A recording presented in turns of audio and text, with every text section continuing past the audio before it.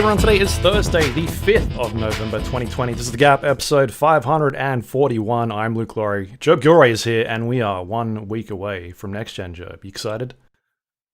Oh, am I? I'm so excited. What's that in the back? That you've got? What could it be? I have no idea. This shadow never works. But I did.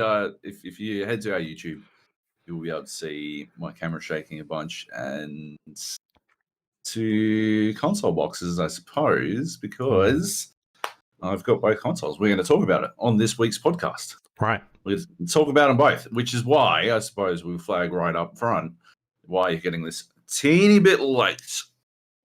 Because the embargo for the PlayStation 5 is at... What are you eating? What are you eating? What is that in front of you? What's your fork? What's on your fork, Luke? Is there fucking Skittles in that spaghetti, motherfucker? Maybe. Show me. Show me the fucking Skittles. There's not. Show me the Skittles. There's no Skittles. Put some Skittles in it. Just put some Skittles in it. We're getting there. Last week I had the Skittles. This week I have the spaghetti. Now you got the spaghetti. We're so close. This wasn't planned. This was actually I was supposed to eat this before, but last week I think you went on daylight savings. Is that right?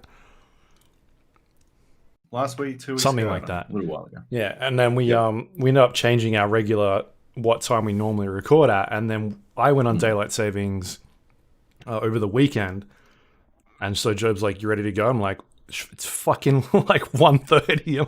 Because we usually record here at like 4 o'clock or something, and we just changed, and then we now changed again. So I was not ready at all. I was like in the middle of cooking this fucking pasta. Right. So it had nothing to do with lunch, eh? Yeah. Look at you. Usually I have bread and sandwiches and stuff, but this was left over. So just throw some Skittles in it, and you'll have completed. I don't want to have a sugar rush halfway through this thing. Halfway? You fucking How many wish. Skittles do I need to put in here for it to be? Because I have a 1.5 kilo bag of Skittles. You saw this last week, right? Oh, I did. I think if you grab a handful of Skittles and dump it in and mix it in, that will, I believe, in my opinion, that will justify, satisfy the bet. This is so exciting. I'm so excited. This is it, people.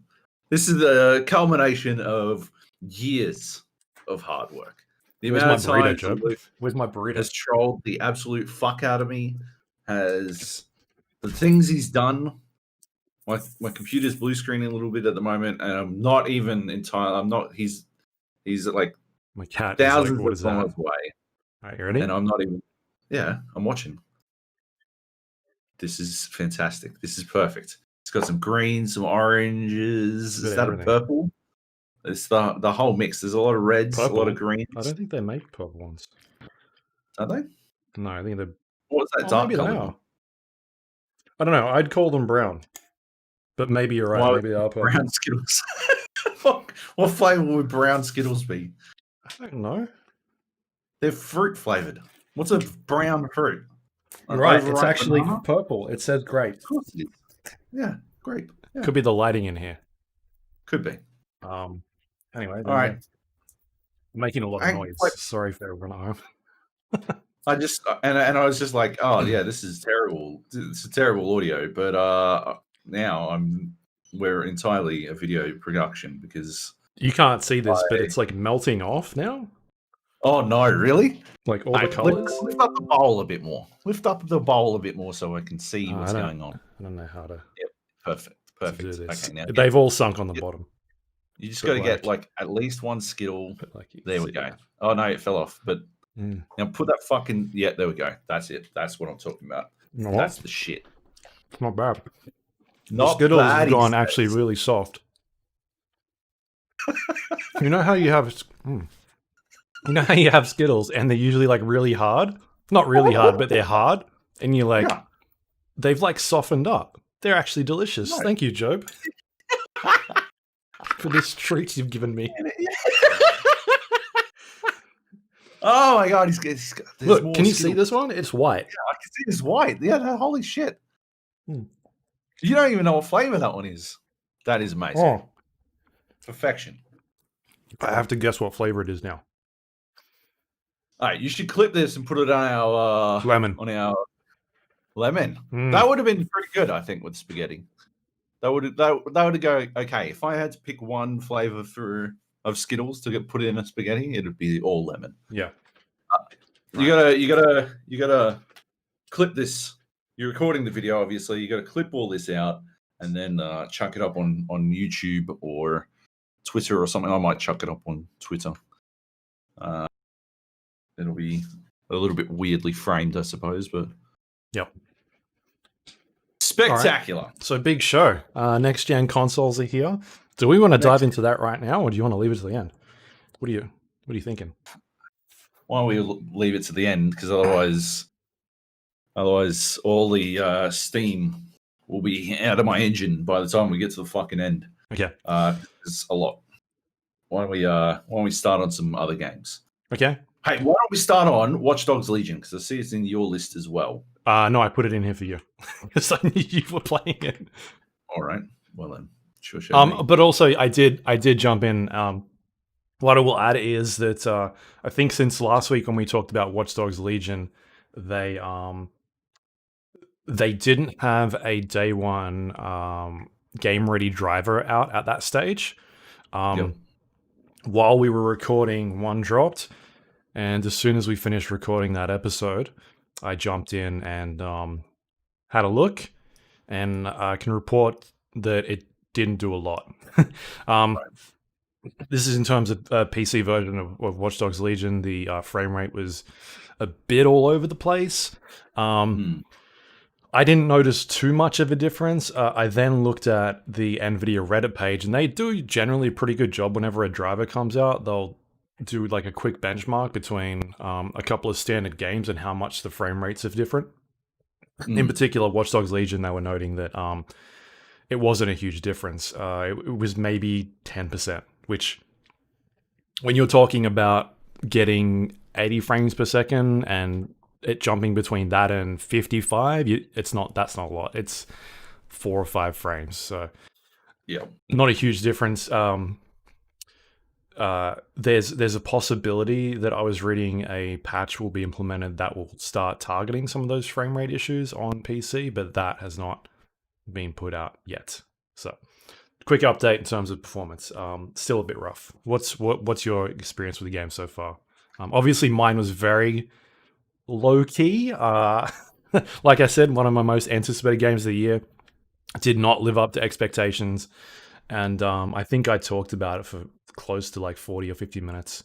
How I thought there were a lot of game design and sort of gameplay issues. Like the world and all that stuff is really cool, but like the actual gameplay stuff seemed really stripped down and a step back for the series. So what are your thoughts?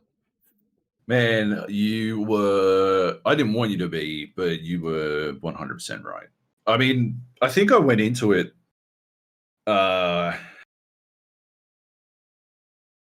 I wonder sometimes, hey, about the impact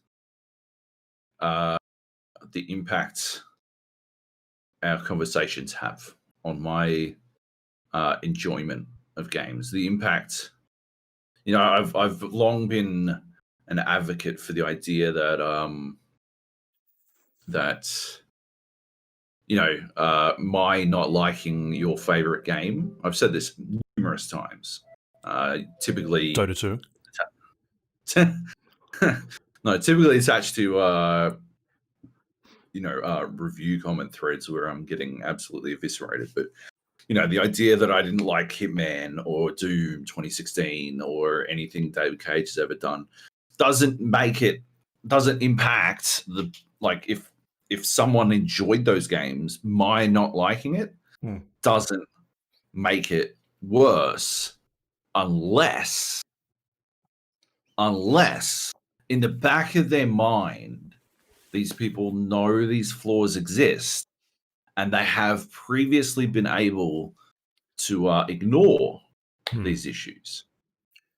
And my bringing it to the forefront makes it makes it impossible to ignore. Like, you know, if you were to make some fucking spaghetti with Skittles in it and you never knew the Skittles were there, right? You might be able to fucking, depending on which Skittles you chose, you might be able to get away with someone eating that fucking spaghetti Skittles without ever knowing, right? But as soon as you're like, oh yeah, there's Skittles in that spaghetti, as soon as you say that, right?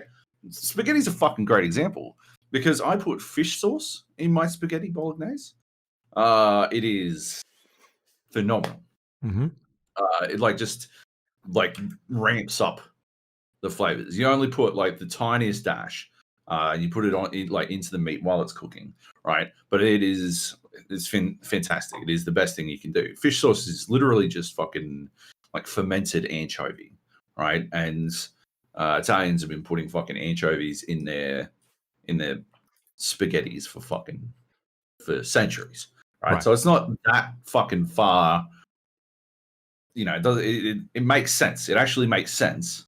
But when you say, oh yeah, fish sauce into spaghetti, people are like, no, thank you. And like I've had that reaction, right? When they see me putting fish sauce in, they're like, oh, I can taste the fish sauce. Even though you know they fucking can't, right? In their brain, they're like, oh, I can taste I can taste it. When I make like a stir fry, it's usually got fish sauce in it, right? So yeah, it's not a huge difference.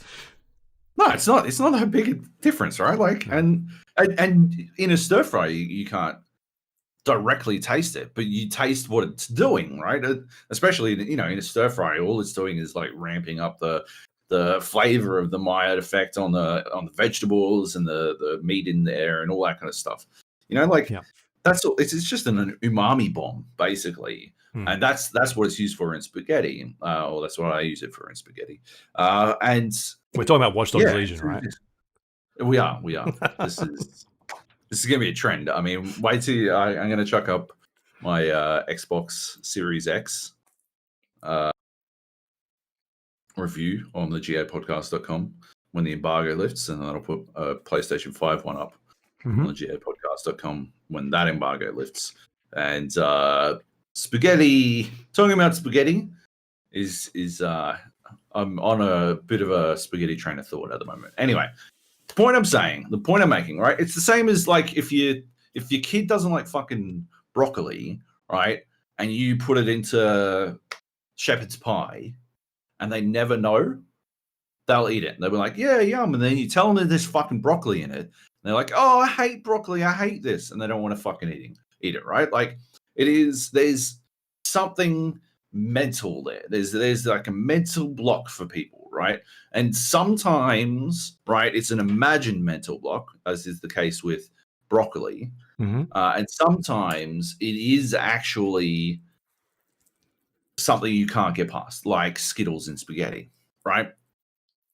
These things absolutely occur. And I think what you did in Watch Dogs Legion is you Skittles spaghettied me because I can't not see the flaws. Like I can't. It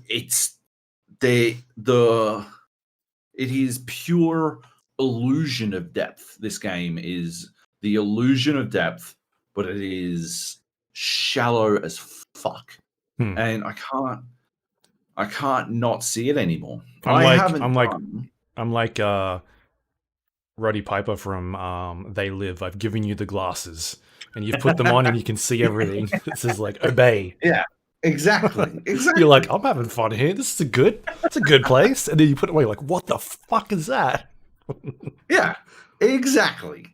Yeah, why don't that's way better analogy. You could have just went there instead of the spaghetti thing.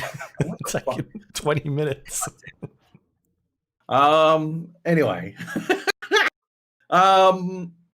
Yeah, I haven't done the first mission in Watch Dogs yet. I'm still pre that. Yeah, like tutorial phase. I did the tutorial, right? So I did the first mission has you rolling through I don't know, the House of Parliament or some shit. you get there and it explodes, and they pin it on DedSec. What the fuck? DedSec. They pin it on DedSec, and that kicks off the authoritarian takeover of London. And after that, you've got a brief moment where you pick your first character, which is utterly meaningless, and then you go and I don't know, restart what's his face, Watley, or whatever the fuck his name is, the Bagley. computer. Bagley. You restart Bagley. Close enough. It's British. Yeah, I was pretty close. You restart him and you kick off Watch Dogs Legion. I walked out. I will point out that the code I got was like a fucking digital deluxe or whatever the fuck. So I walked out and I had like 7 extra characters, and they're all like they're all like, yeah, they got like 3 perks apiece, and like they've all got great weapons and stuff like that. But I deliberately opted to not use any of those. I don't think I got the same thing as you, but I definitely got some characters, and I think there was 3 of them. And I didn't use them at all when I played. Yeah, because that's not the default experience. It felt like it wouldn't play out that well. So I took my chick, who was a fashion model. Why did you pick a fashion model? She had a fucking amazing car. She just bought this fucking supercar, and I'm like, well, that's the one I'm going for, because I've driven in the game, and some cars are fun to drive, and so, like in the preview, some of the cars were a lot of fucking fun to drive, and some of them are extremely dull. That's until you realize there's no reason to drive a car, and you just fast travel. Yeah, 100%. But yeah, so I picked got in the car, drove like 100 meters, trying to work out what I'm supposed to be doing. Bagley's yapping in my ear, and then I see this like icon. And so I go into. I thought it'd be a goof. I thought it'd be funny, right? I'd see how I went, right? I should note I'm playing on permadeath, and on hard. Yep. So I signed up for the underground bare knuckle boxing league. Yeah, like a fight club. And I won it easily. Like super easily. Yeah. And each one is like 4 fights in a row, and the 4th fight is like this person has something special about them. So they'll do something different. The guy I fought, he could call in backup. Yeah. So I had to beat like 5 people all at once, and do it. I had to do it in high heels. While being a fashionista, but it didn't fucking matter, because I spoke about this on Twitter, and someone said it is the easiest fucking combat, like countering system since fucking Assassin's Creed, and they are 100% correct. Like Assassin's Creed has abandoned this model of countering because it is so fucking simple. It is like the timing window is fucking huge. It also slows the game down once you like press the dodge button, so it gives you more of an opportunity to then aim like where I'm going to hit someone and press it again. When that actually happens, there is like iframes, like invulnerabilities where no one can hit you, and so you can just counter the entire time. Exactly. Yeah. And so it doesn't matter. It didn't matter that I was on hard. It didn't matter that I was theoretically someone who you shouldn't be getting into fist fights. I won. And so when I got out of there, I did the mission to acquire the boss fight guy as a character, because I'm like, I may as well start with, like, I got to build out my legion.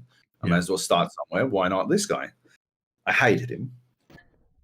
I don't know. I didn't like his voice or his attitude, and he seemed like kind of a bit of a cunt. But I did it anyway because that's what you do in the game, right? That's the game. Acquire the Legion, take back London. I had to. What I needed to do was, the Kelly gang were upset with him for losing his last boxing match. Ironically, against me, but they were upset with him because he was supposed to win, and they bet a lot of money, so they put a hit out on him, which seems a little bit fucking dramatic. But nevertheless, I had to go deal with that. So I did. I drove over there in my fucking fancy ass car because you don't unlock fast travel for a little bit, I believe. It seems like you don't unlock it for, I don't know. It seemed like I couldn't fucking fast travel for a while, or maybe it was because I was on a mission or something. I'm not sure. Yeah, but I couldn't fast travel, so I drove on over and like wandered in. There was one person who was the enforcer.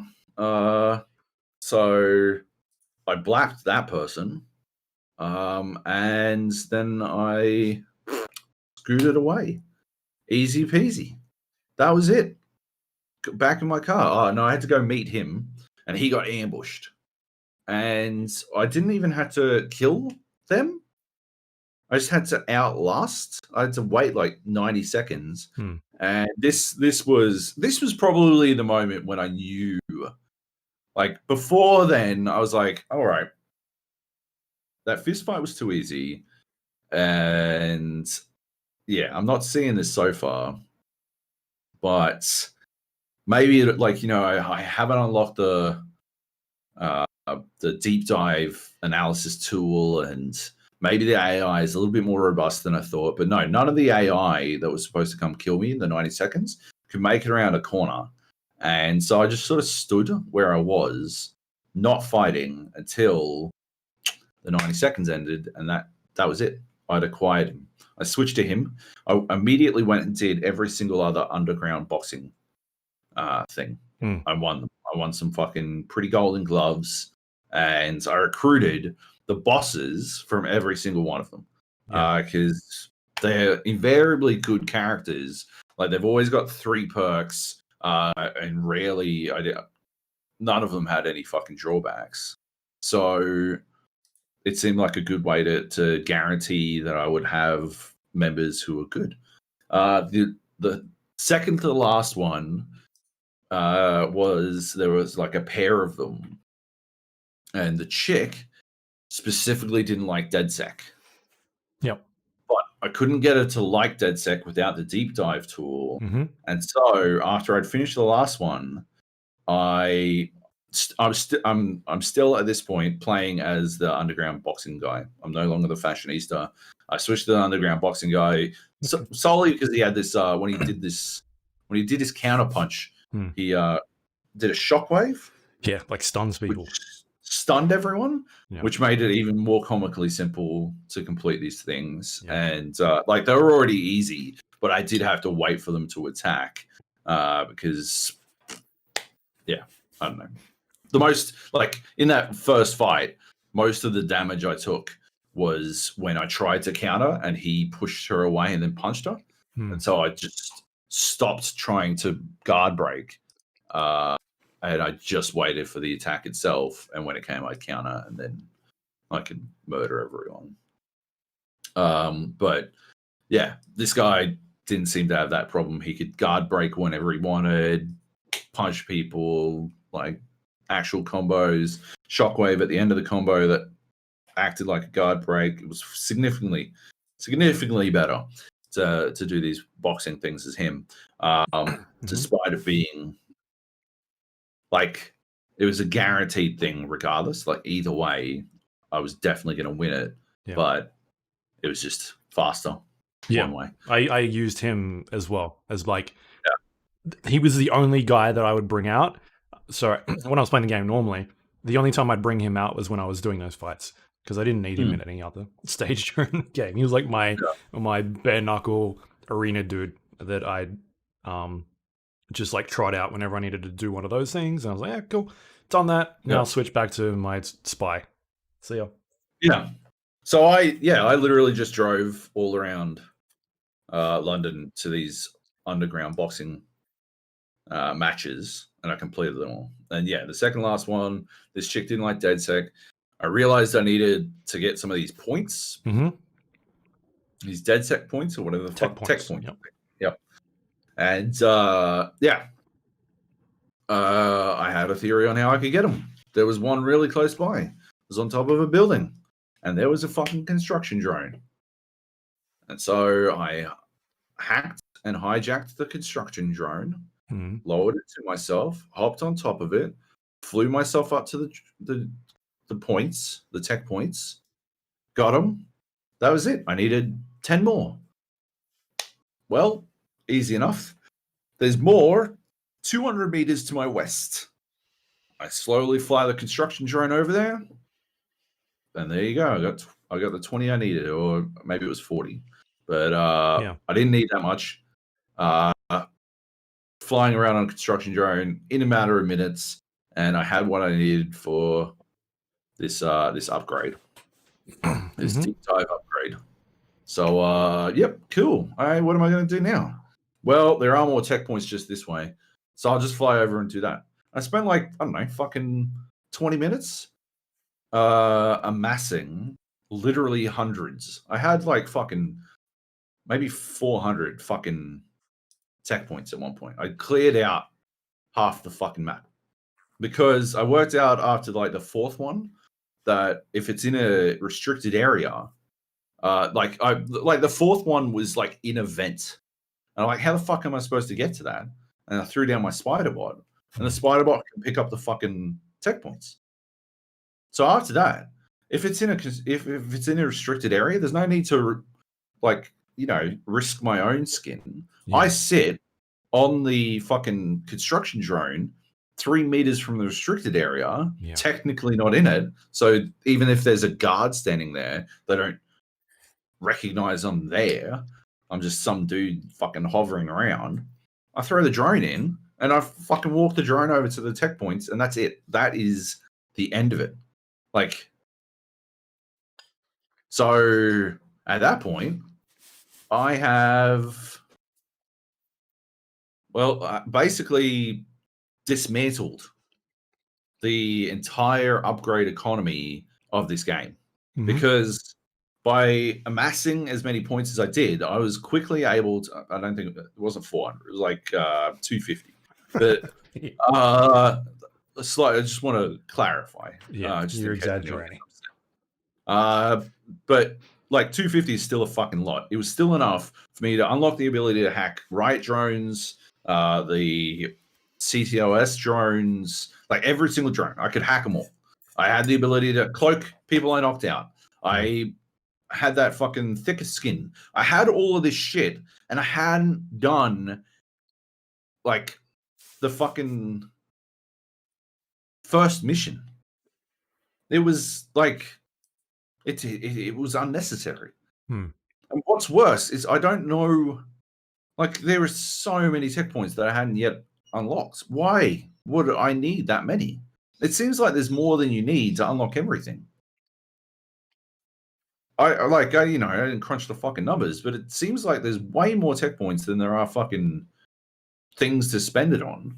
Or there is like a strip of stuff that I can't unlock yet. Maybe they cost a lot more than I thought, or something like that. I don't know, but like just based on what I'd spent. No, I know what it is. You were talking last week about how you like the gear you unlock. You've got like drone hacks that you can unlock with tech points, and gear you can unlock. But you can only select. You can only take like one weapon and one gadget or something like that. You can take two weapons if they've got the ability to take two, but generally it's like one piece of gear and a weapon. And I'm like, hang on, it's cookie time.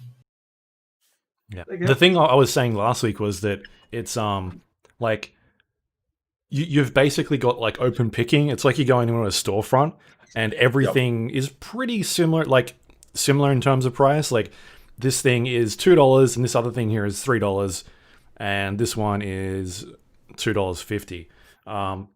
And nothing is really out of reach for you, if you know what I mean. And so you get the thing that you want and there's no reason to buy anything else, even though you've got another $20 on you. That's the thing. Yeah, it's like it's particularly exacerbated because I've been playing Spider-Man Miles Morales on the PS5, and that does like it does a it's a well thought out progression system.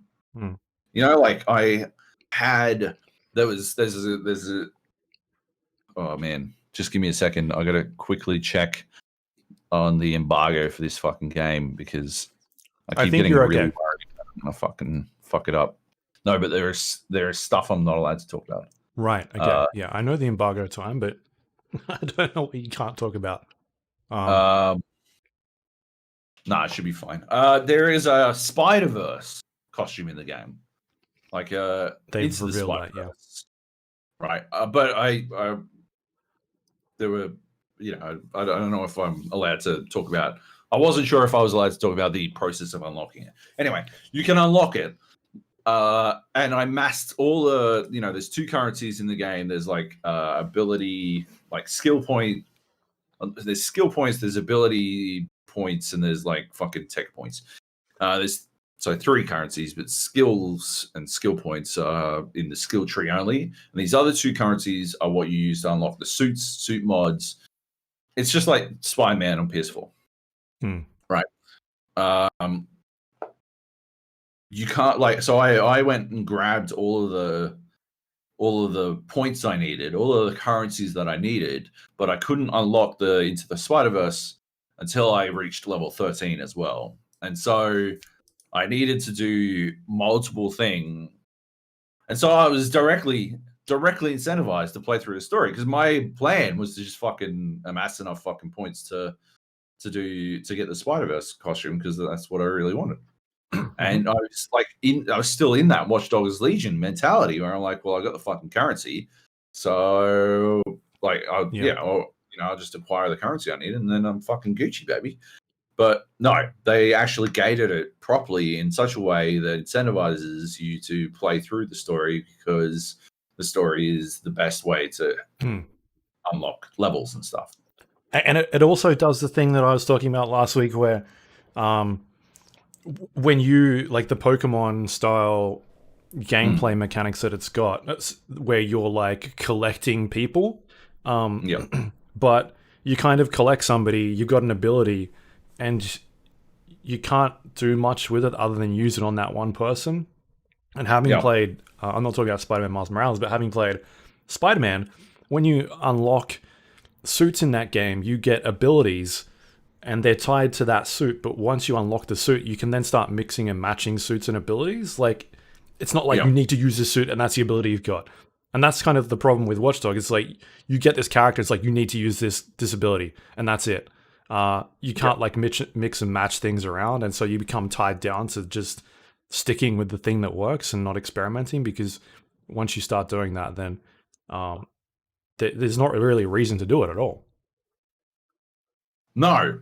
And you wind up in the situation that I was in, where you just you decide what you're going to use, or the situation that you were in, decide what you're going to use based on the requirements of the task ahead.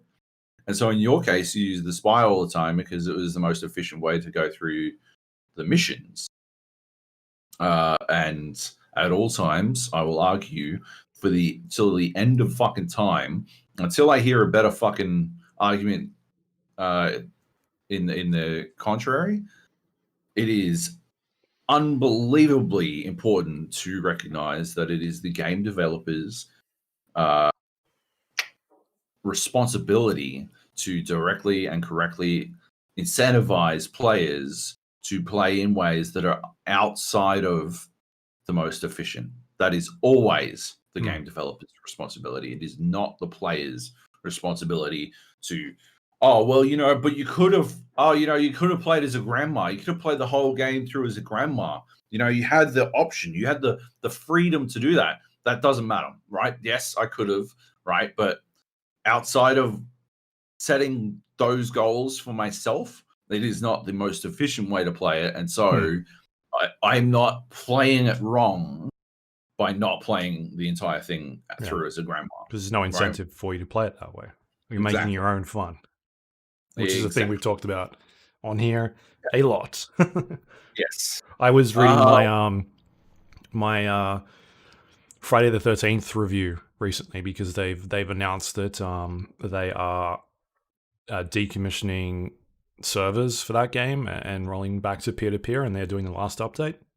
So I just went back to look at that, and that was one of the things I talked about in that review. Like, there's all these systems in that game that don't work unless you start making your own rules, because they were just, at least at launch, they were just kind of broken. So there was all these things in there, like was it Michael Myers? I can't remember the names anymore of all these characters, but like he could sort of teleport around and would just like blink in front of somebody and could just immediately kill them, and that was not fun. And so you end up with a situation where you end up playing with other friends and then sort of like making your own rules and making it more fun.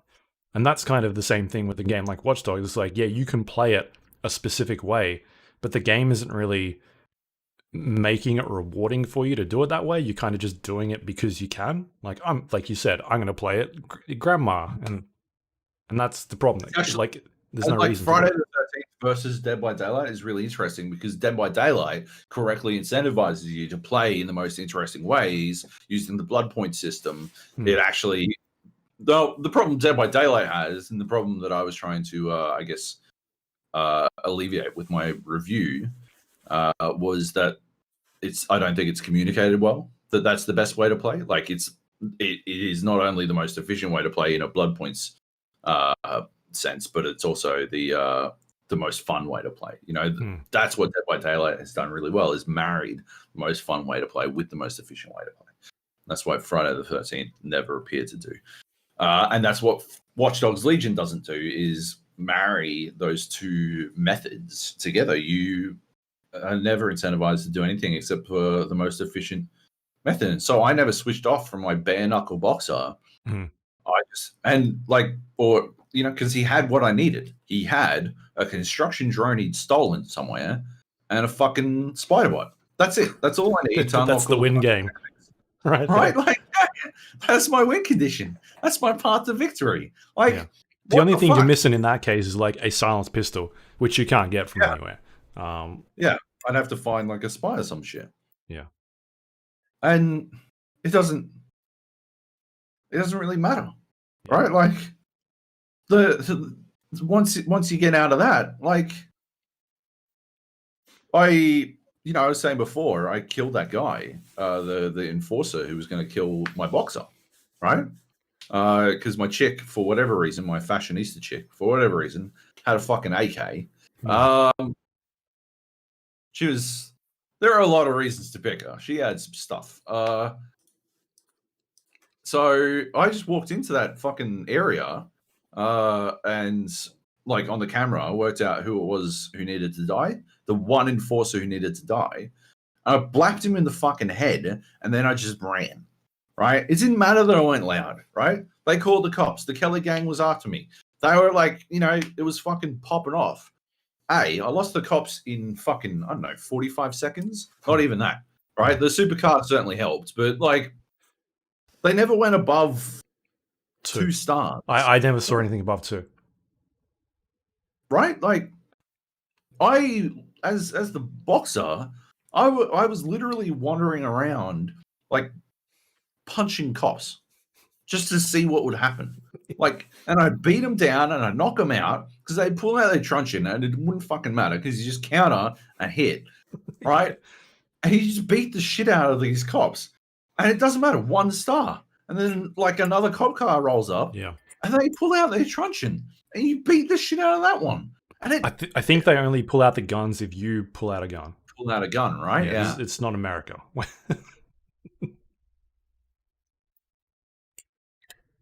I think you might want to pull out something. Maybe a taser. If there's a dude, a skinhead, standing in the middle of the street, surrounded by fucking laid out cops, you may want to pull out anything other than another truncheon. Yeah. But it just wasn't difficult. Like, no. It's too simplistic to be difficult. There's not enough going on. There's not enough to manage for it to pose an actual challenge. It's a huge problem. Hmm. I love the game as a playground, as a sandbox experience. But even then, it's not deep enough to capture my attention for very long. You know? Like, I love driving around. I really like. I'm so glad I picked the fashionista chick with her fucking supercar because there's a real thrill in racing through a beautifully recreated London. It looks really nice. It was a bit stuttery, if I'm being honest. But yeah, it looks really nice. Like there's a great art direction to it. You know, the I guess the juxtaposition between old London and new London is always there, and then there's that juxtaposition between the pristine London and this locked down, like authoritarian aesthetic. Yeah. That's all there. It sort of gives me like real Children of Men vibes, like when they're at the start when they're in the city itself, and you're going around these like this. You go from this weird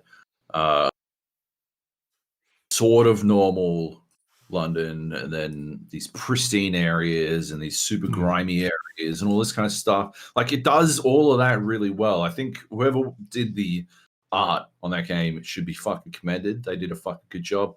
Yeah. But There's some really good like RTX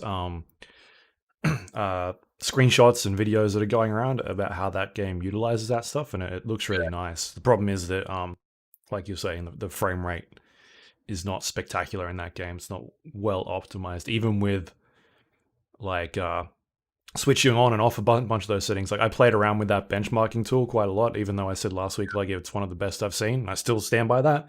It just seems like tweaking a lot of those settings doesn't really give you like huge gains or anything like that. And so I'm guessing they're gonna get there once they start optimizing a bit more. But it's still a really great looking game, especially when you can start playing with those ray tracing settings and having like I saw one video going around. I don't know if you saw it, but it was like on the Bloom office, and it had all these like hexagons on the side panels of the window, and the guy was on like a construction drone just moving from left to right, and the panels on this side window are sort of they're not flat, but they're kind of beveled a little bit, and they're angled in different directions, and it just looks really cool. yeah, that video is fucking phenomenal. And yeah, like I think like you were saying, it's not well optimized. I think we're going to see quite a bit of that this year. I think, Especially with the the source code being released. That's someone's going to fix it, whether it's the developers or the modding community. That's fucking huge. That's something. It's a big deal. But no, I was more talking about, I think a lot of games are going to have that problem because they have to optimize for so many, like at this point, they're optimizing for Xbox One, Xbox One X, 9 PlayStation platforms. 4, PlayStation 4 Pro. Yeah, exactly. It's a cyberpunk problem, thing. right? Like, we're going to see that a lot. I think a lot of games are going to have optimization issues for a while. And I do not think the launch of 2 new consoles next week is going to fucking help that. Because obviously COVID has played a big role in that as well. But yeah, like when it looks good, and that is about the best you can say about it. In another life where I was a real games journalist instead of the world's greatest games critic, I would be digging deep into what the fuck went wrong with Watch Dogs Legion, because something happened, man. Something has to have happened here. Something has to have gone down for it to be what is, these are systems. Like, you don't come up with these systems and then hamstring the fuck out of them, right? Like, you don't dream this big and then fucking put out something this milquetoast. Like, it's just, it is so fucking shallow. There's no way they thought they would get away with this, you know? Yeah. Which is just kind of, like I said last week, it makes me wonder what, again, I'm not trying to be mean, but what they were doing for the 5 years of development to then get to a point where this game was supposed to come out early this year. And is that what they did? They delayed it because there were these systems, well, someone in management at Ubisoft was like, we can't have this in the game. You can't have permadeath in the game. What are you doing? That's crazy. And they were like, well, then that's when they started stripping a bunch of this stuff away. I'm speculating. I don't know if that's what's happened, or and that might have not been it. Could have been a creative decision. It just wasn't working for whatever reason. But I just don't see like why you would create interesting systems that seem to be the main focus of the game and then completely side shift them to somewhere else. There is that one possibility, right? The Battlefield possibility where, you know, they worked really hard on Battlefield 3 or 4 to make it so that it must have been 4. Battlefield 4, they could have 200 player servers, right? They went fucking ham trying to make it so Battlefield 4 would be able to have 200 player servers, and then they play tested it, and there was too much. There was too much chaos.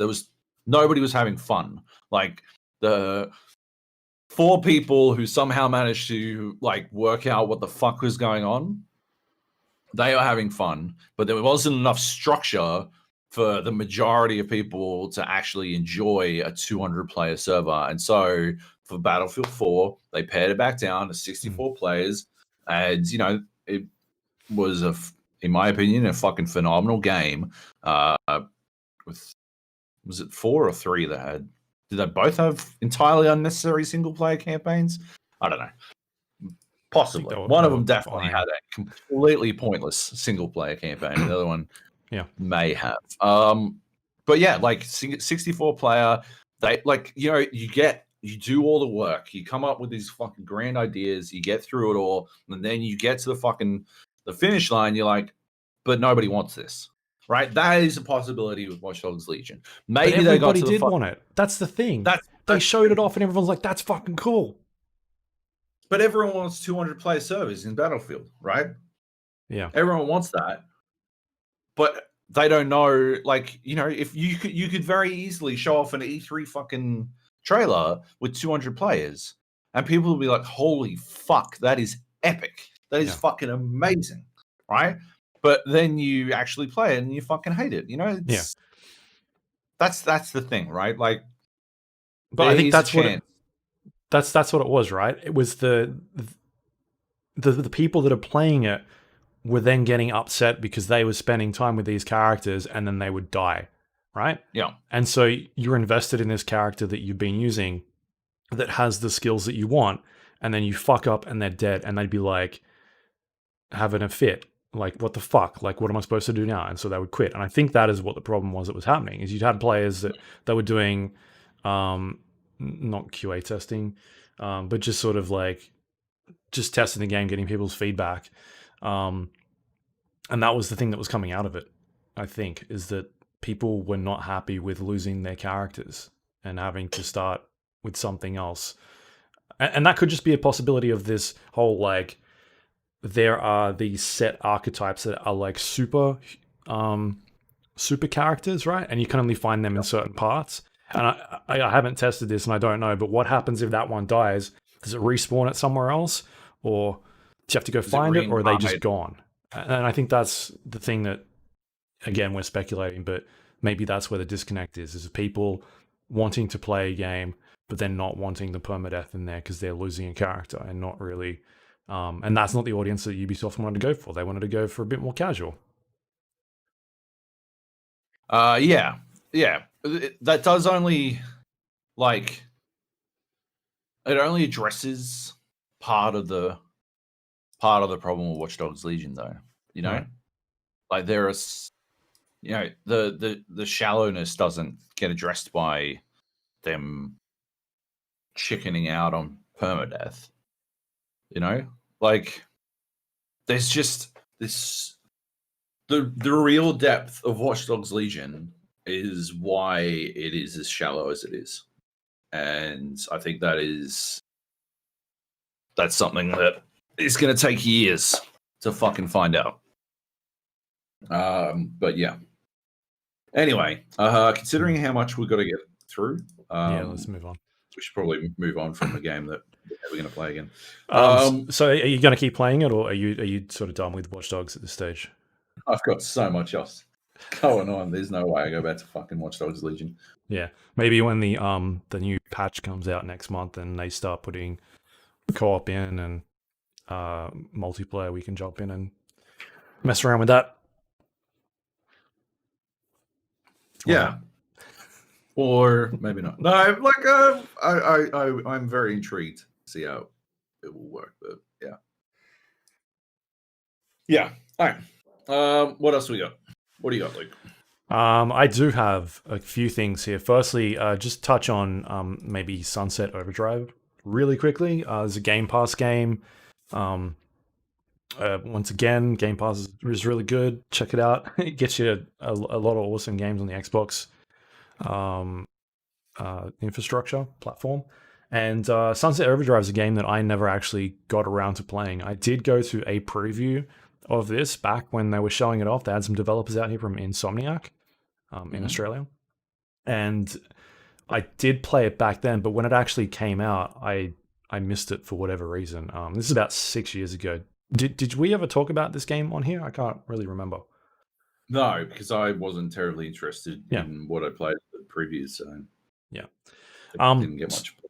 So I saw it on the Xbox Game Pass library the other day, and when I was installing Kato, which I talked about last week, and so I quickly jotted that down and noted it that I'd jump in there and check it out. So I ended up playing a couple hours of this over the last week, and yeah, like I said, it was released about 6 years ago by Insomniac, and from playing this game, you can really see, and I feel like Xbox may have screwed up a little bit by not acquiring Insomniac, and obviously PlayStation were the ones that ended up picking up Insomniac after they brought out Marvel's Spider-Man about 2 years back.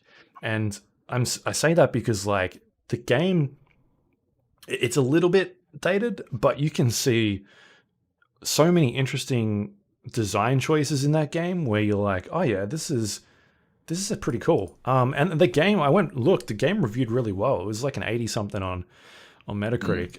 It just ended up missing it completely, but you can really see the connection between that game and then what Spider-Man ended up being the foundation of Sunset Overdrive. And I don't know when, I didn't do the research, but I don't know when they started working on Spider-Man, but somebody at Sony must have seen Sunset and been like, that's our Spider-Man team. Because just the way that the movement in that game works, and just the really interesting design choices and the way that weapons and combat and the things you're doing is just really cool. So for the main part, you're playing, it's basically this city has been overrun by an energy drink that has been quickly rushed to market by a company. They didn't have time to test it, and it starts turning people into these abominable zombie type creatures, and you've got to go around and basically shoot them. That's the thing. But there's this whole grinding mechanic that makes you move around really quickly throughout the environment, and jumping off of buildings and objects and launching yourself up really high from the ground. And the idea is to keep on moving. That way these zombie-like creatures have a harder time of hitting you. Because the moment that you are stationary on the ground, you move really slowly, and they can start to overwhelm you and really get into your face. And so yeah, it just makes for this really hyper stylized combat. You blow people up, and sometimes it'll be as they explode, you see letters, it'll say pop, and as they're exploding, and just really stylized. Just the way they sort of, I guess, as a I don't know. As designers, they're kind of showing you certain elements in the game where they're like, oh, here's like rather than just something die, it's like it's doing it in a really cool way, which we don't see in I think as many games. Yeah. Recently. I don't know. It just seemed like the art is really cool. The combat is really fun. It's not taking itself anywhere near seriously as like a Marvel Spider-Man or anything like that. It is a little bit jarring having the main character that I'm playing also be Yuri Lowenthal, who voices Spider-Man. So they Right. do sound a little bit similar.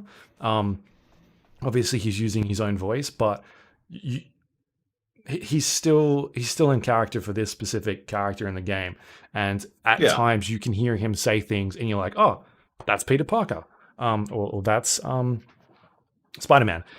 So yeah, there are moments in there where it kind of pulls you out a little bit because it's the same voice actor, but also the movement is very like bouncy and you can see animations that you're like, man, that looks like something that would be out of a Spider-Man game. And it'd be really interesting to go back and see if they were like, where was Spider-Man in their development when they were working on Sunset? Was that something that came afterwards, or did they even look at Spider-Man in terms of movement while they were making Sunset Overdrive? Because it's just there's so many things in there you're like, oh yeah, that just is so interesting. There's like a wall running ability that he does, and it's very similar to like when Spider-Man can run across the wall and he like sticks his hand out and uses it to like balance himself. It's just really strange seeing a game like that and the connection between the two. So whoever made that decision at Sony is hopefully they're making a lot of money because that was such a smart move. Yeah. Runs really good on PC. No issues at all. Runs flawlessly. I'm using like a mouse and keyboard. It's pretty lenient in terms of it's got like an auto aim system in the game. Yeah. Because there are so many things on the screen at once. You kind of just aim in the general direction and it'll show you what it's going to shoot at, and you just click the button a bunch. You can definitely switch it off if you want for a bit more hardcore experience, but I don't think it's that type of game. It's just very arcadey, fun shooter, fast-paced type thing. So yeah, if you haven't checked it out, have a look. It's on Game Pass. I had a lot of fun when I was playing it, and it's a cool little like time capsule into a really big developer that has taken off the last couple of years. So, and we'll talk about Spider-Man a bit later on. But yeah, that seems like a very big missed opportunity, unfortunately for Microsoft. Yeah. Anyway, Just Sunset gives me Overdrive. like I think my problem at the time was it felt very much like fucking, the Poochie pitch. Mm. Poochie the dog. He's the original dog from hell. It's fucking badass. He doesn't take no shit from anyone. Type fucking dealio, and yeah, just like I don't know. I just didn't really gel with the attitude of it. I mean the style of it is very much like that as well. It's very over the top, in your face, a lot of stylized comedy, that sort of thing. And that could be something that just doesn't play for a lot of people, like the Borderlands crowd, people that don't like the humor of Borderlands. They're just not interested in playing a game like that. And I don't know.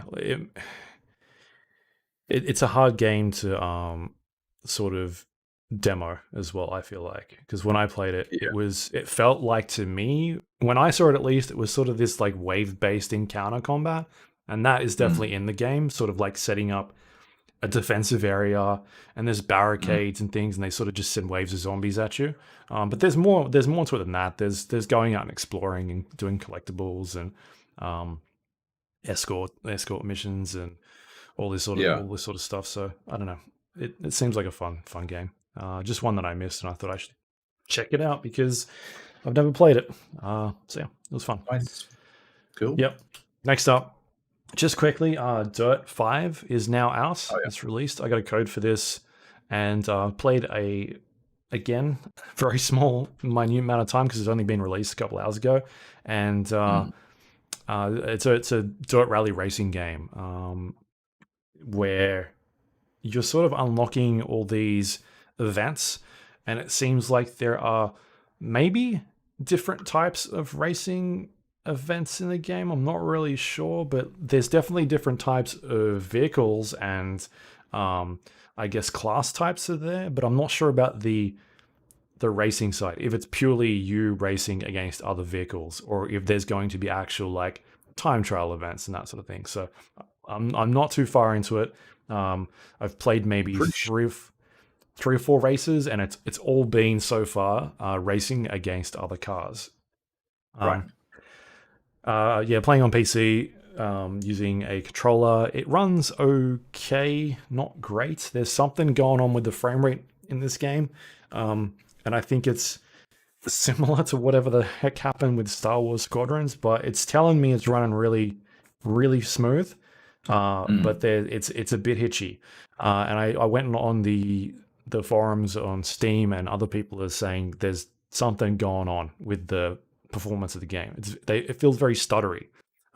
Yeah. Like it ain't smooth. It's telling me it's running at like 90 FPS. If I jack everything up to like ultra, it's running between 80 or 90. It's not feeling 80 or 90 though. It's feeling somewhere close to like 50 something. And so that seems to be something that other people are confirming as well. So hopefully they can patch that out. But aside from that, like it's a really pretty game.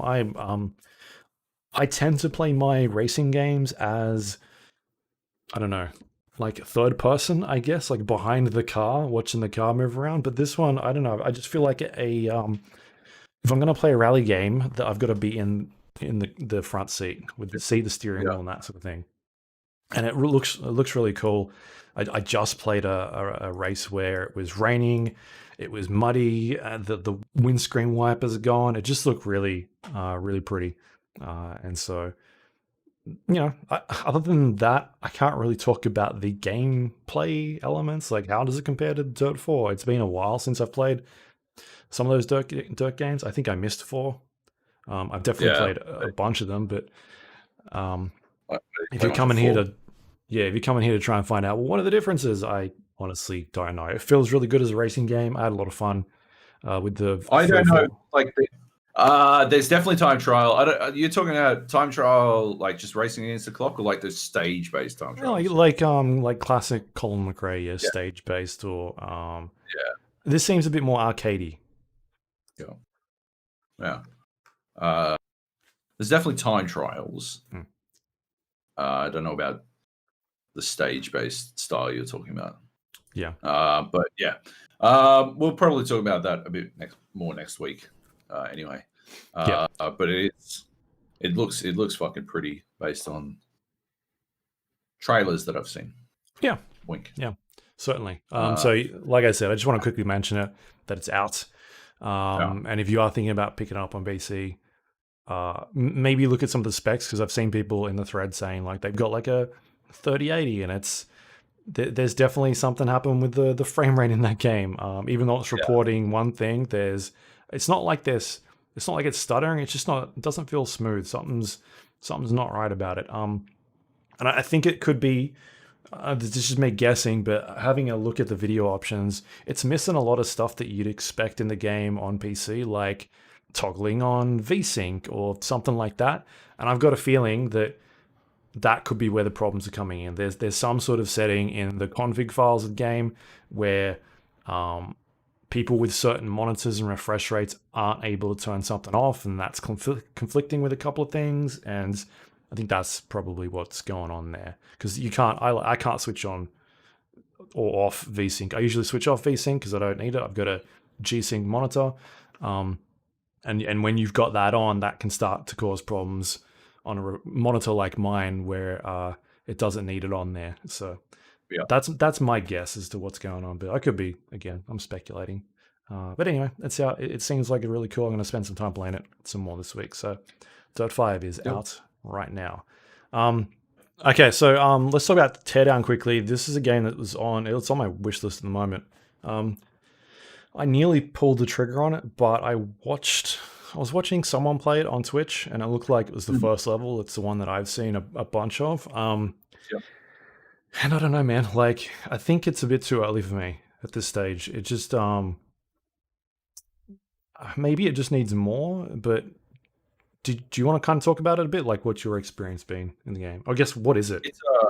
It's a meme game. It's Wreck-It Ralph. You are a destruction Yeah. expert, demolition expert, and things aren't going well for your business, and you get hired to do an increasingly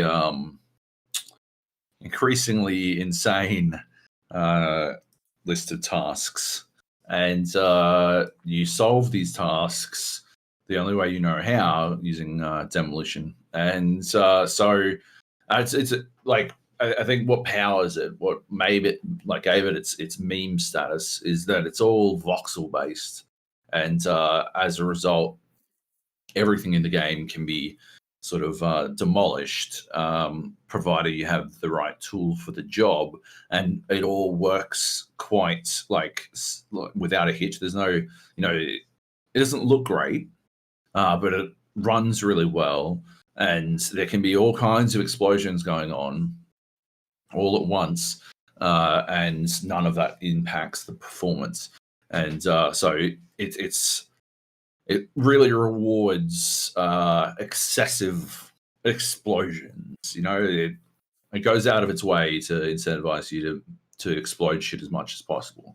So you wind up in these situations where your job might be to, I don't know, fucking one of the earlier levels has you like stealing these cars, right? And so your job in that mission is to get 2 cars to a truck, which will, you'll take them away. But if you want extra points, I don't know what points are for, but if you want extra points, you can also steal the ownership papers, right? Mm-hmm. And so you wind up in this, like, to get the cars, all you need to do is maybe smash down some gates. And that requires, I don't know, like a fucking hammer and a blowtorch, right? Or you could there's a fucking backhoe next to you, so you can just jump in a backhoe and fucking drive through the gate, right? Because it's not going to impact the car, so you don't really care all that much, right? You just drive through the gate, and it gets destroyed and like sort of wedged out. Does a little bit of destruction to the backhoe, but doesn't destroy it, and you can drive through the rest of everything. Or you could like grab a crane and like drive the crane over and lift the fucking car over somewhere or something like that, right? Like, you've got all these options. Yeah. And then when you want to steal the papers, you need to get into, this office. So maybe you use a hammer to smash through the wall, right? Easy peasy. Or you could just open the fucking door. Or you could light a fire and let the fire burn on the wall to burn the wall down while you go and do other things, which means you don't have to really pay that much attention to it, et cetera, et cetera. You could throw a fucking propane gas tank into the wall and explode a giant hole through it. Something like that, right? You've got all these options.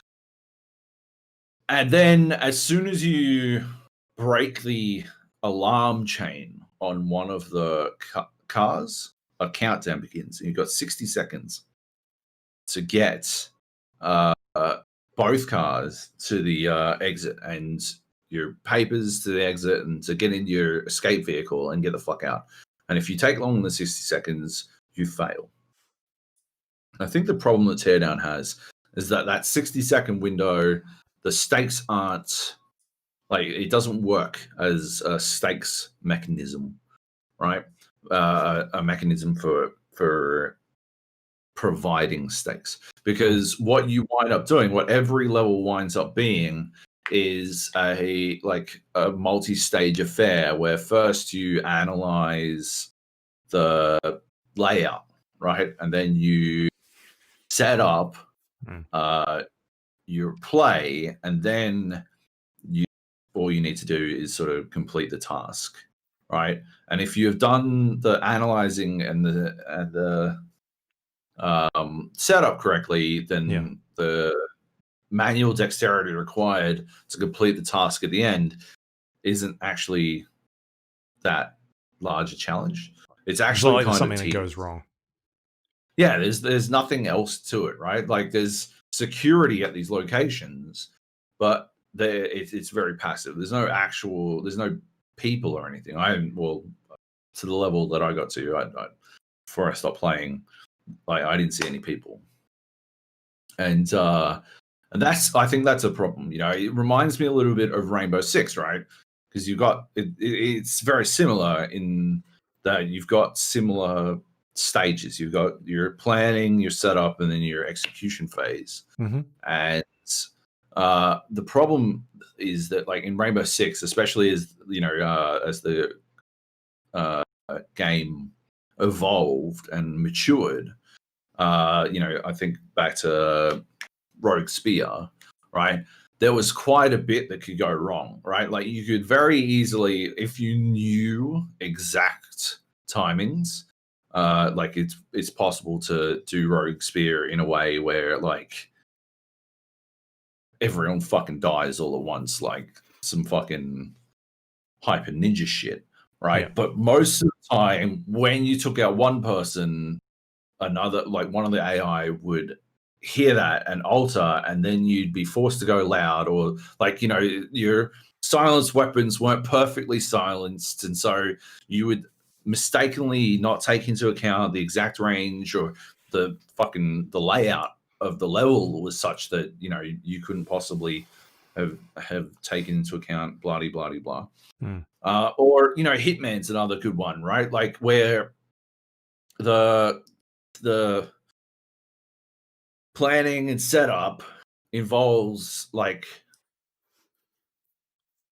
you can map out the routes that everyone takes, and it's very possible to do every you can silent assassin every fucking level and all this kind of stuff, right? And it's like once you get to that point, it's actually quite simple.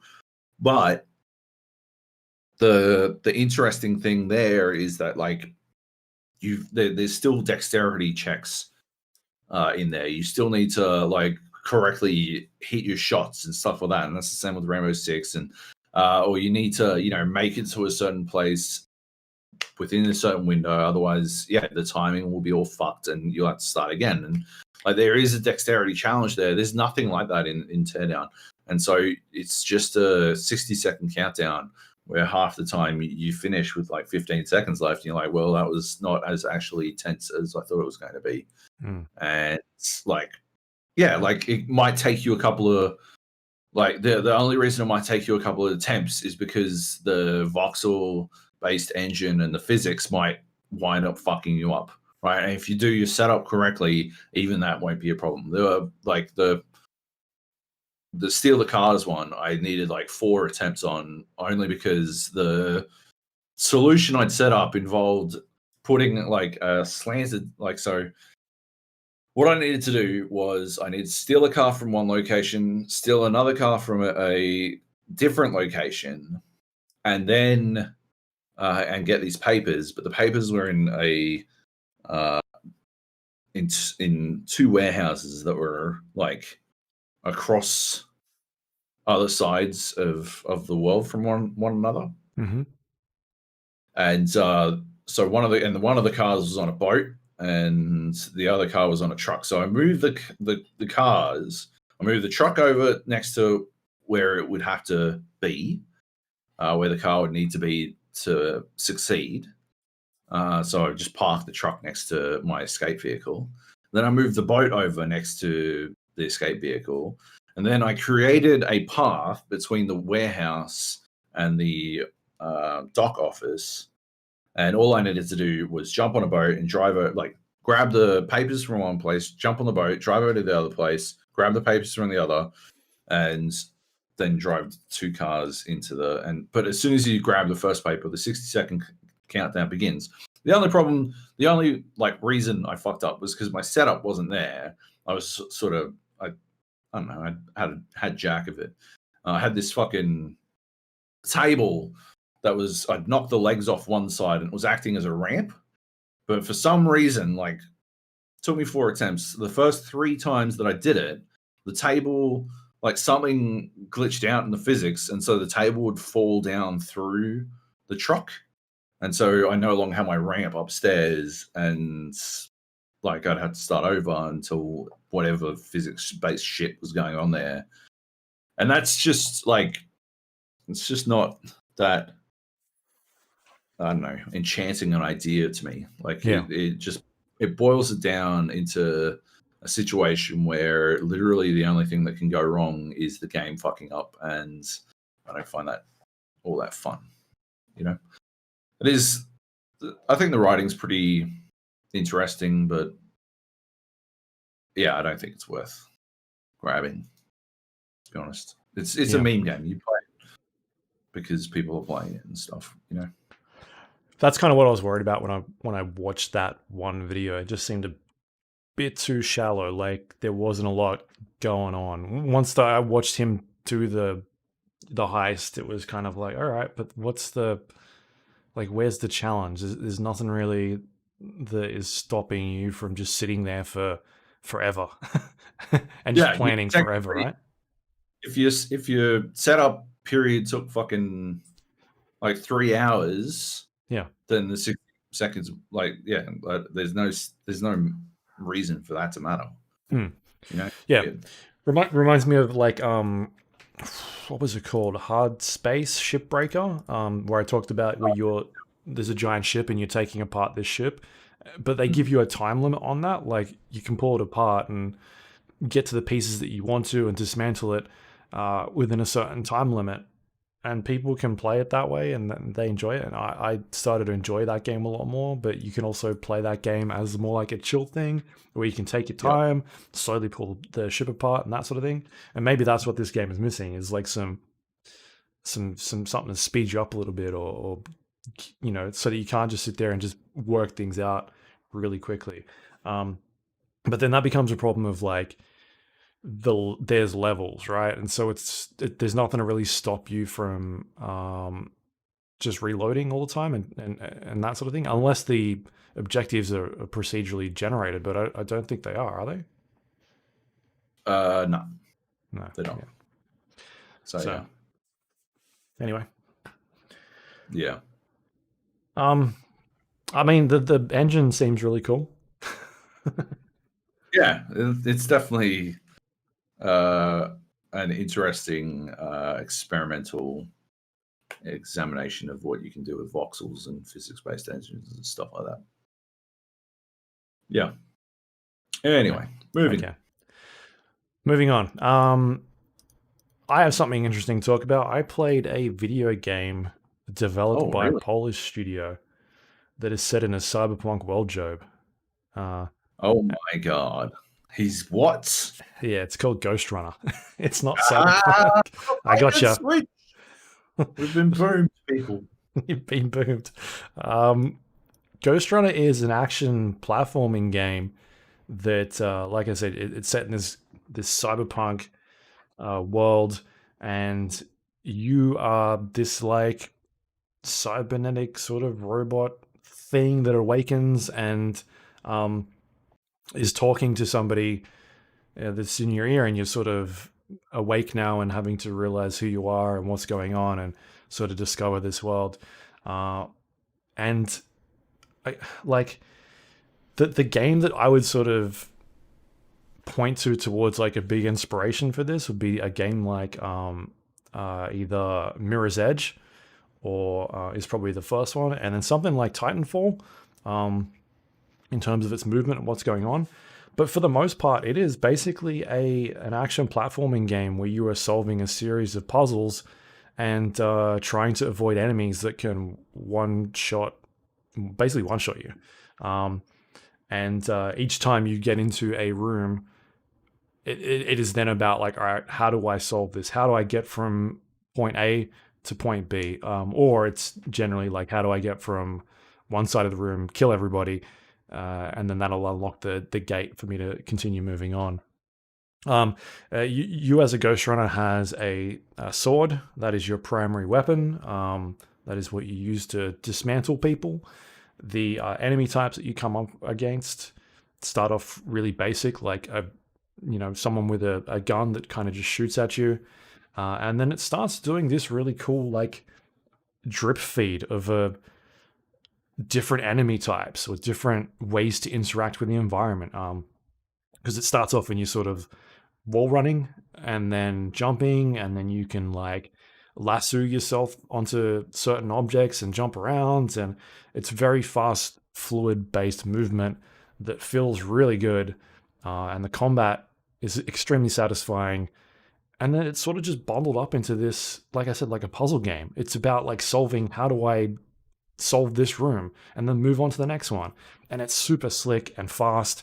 Like I said, it's a one-shot kill, and the moment you die, it basically, you hit the button, it immediately respawns you back to wherever it was you were in that room, the checkpoint system, and off you go. You start it again, very like Super Meat Boy-esque, or one of those games where it kind of just, the thing about that game is like dying and learning about your mistakes and how to solve the puzzle, and that's I could say that's probably another influence, like a Super Meat Boy type game, but in a first person action game. Man, this game is really good. I can't recommend it enough. It's not expensive. It's like 20 US at the moment. I'm not sure what that is in Australian, close to 28, 30, and runs amazing on PC. It uses a lot of NVIDIA's RTX settings as well. Fucking So hell, you've got it's $44.95. Oh, really? This has gone up. Maybe there was a sale on last week, right? Maybe I thought I checked and it was $20 the other day. That could have been because of the sale though. So, oh, it's 29. Anyway, Right. I think it's still worth it. It's really good. Right. Yeah, it runs amazing on PC.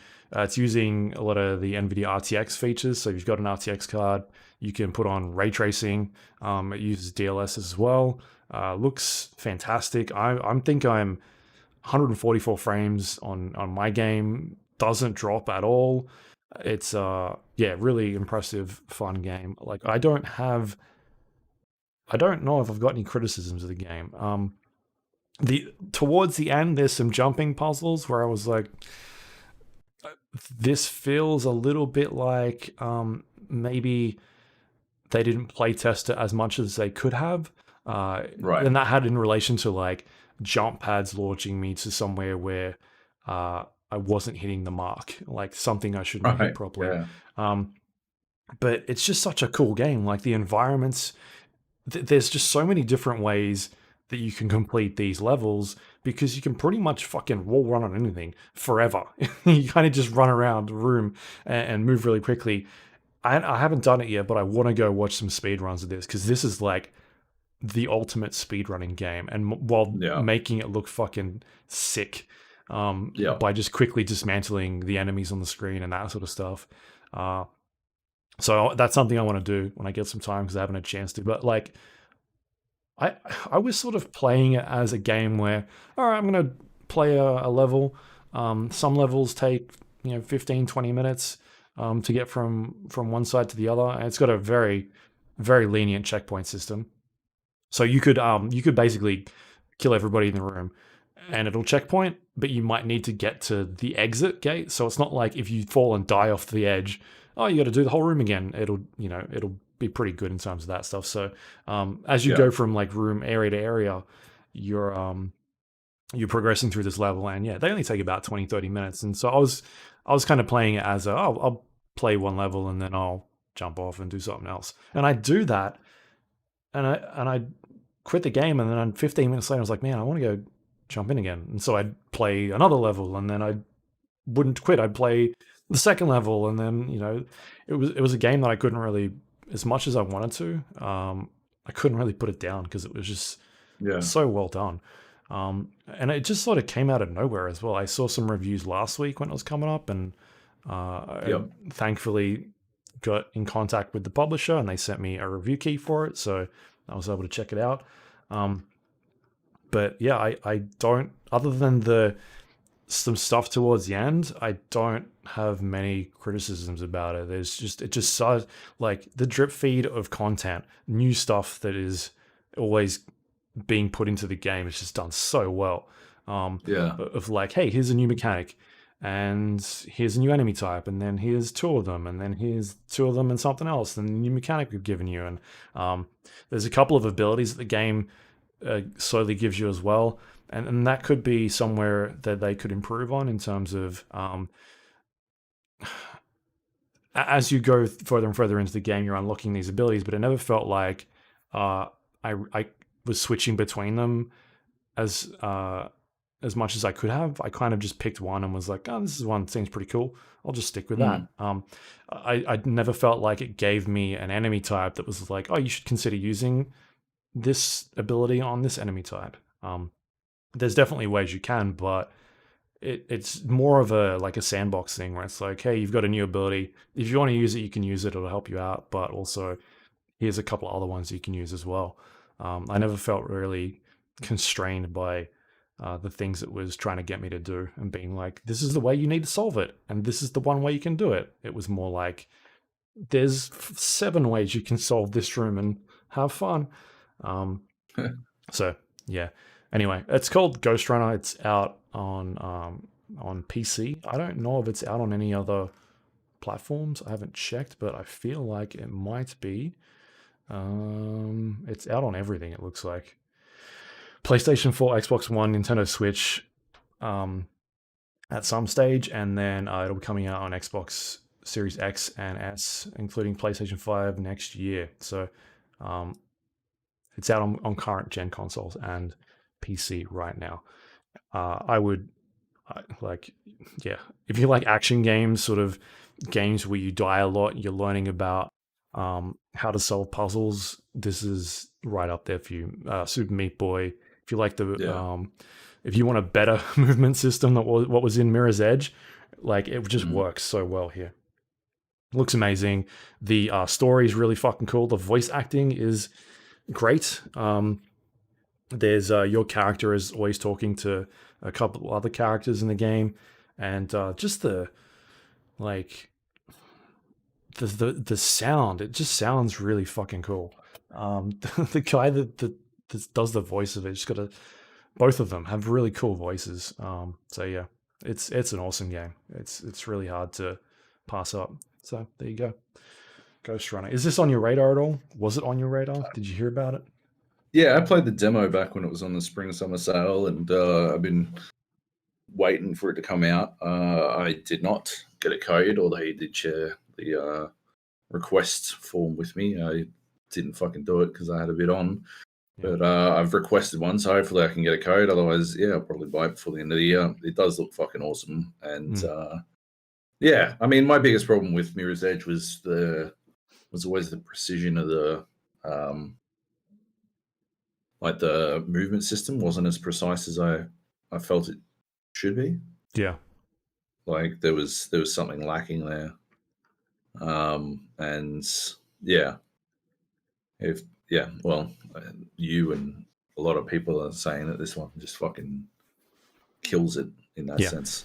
It doesn't it's not giving you a lot of different movement ways to move in the game as it progresses. You sort of get that wall running ability and jumping, and there's boost pads and things that unlock, and the like grapple that you can do. But other than that, it's not like there's not like you're not like unlocking different ways to move around the world. It's more like different enemies. But like you said, Super Meat Boy, right? Like, and yeah, like I think if someone made a Super Meat Boy where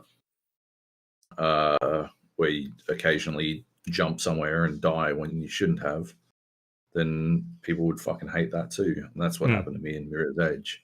But I've always really liked the idea, the concept of a wall running game. I was all over the fucking walls in Titanfall. I was fucking shredding cunts from places they couldn't even imagine how to get to.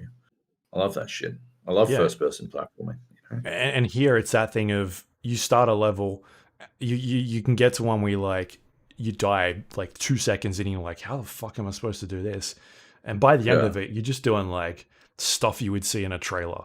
like Yeah. like it just looks so flawless, and you learn like where you should be and the timing of the jumps and the order of each person you should eliminate and that sort of thing. It just looks so cool once you get through and pull it off, even though you've died like a bunch. Every time you finish a level, it's like, here's how many times you died, and it's like 65. And you're like, okay, yeah. Like it didn't feel like 65 times because it's just so quick, right? Yeah. To jump back in, and because of that, it allows you to experiment so much more. And if it's, you're like, I want to try this and see if this works, there's no reason not to, because it's just the restart on it is so smooth and quick that you can just automatically try it like 6 times, be like, oh, that's not working, I'll try something else. Yeah, it's a really good game. I recommend it to pretty much everybody. I don't think I can't recommend it at this stage. So yeah, Ghostrunner. What else do we have here? We got some next gen stuff coming up. It's all next gen from here on out, it would appear. Yeah. Except for the news, I suppose.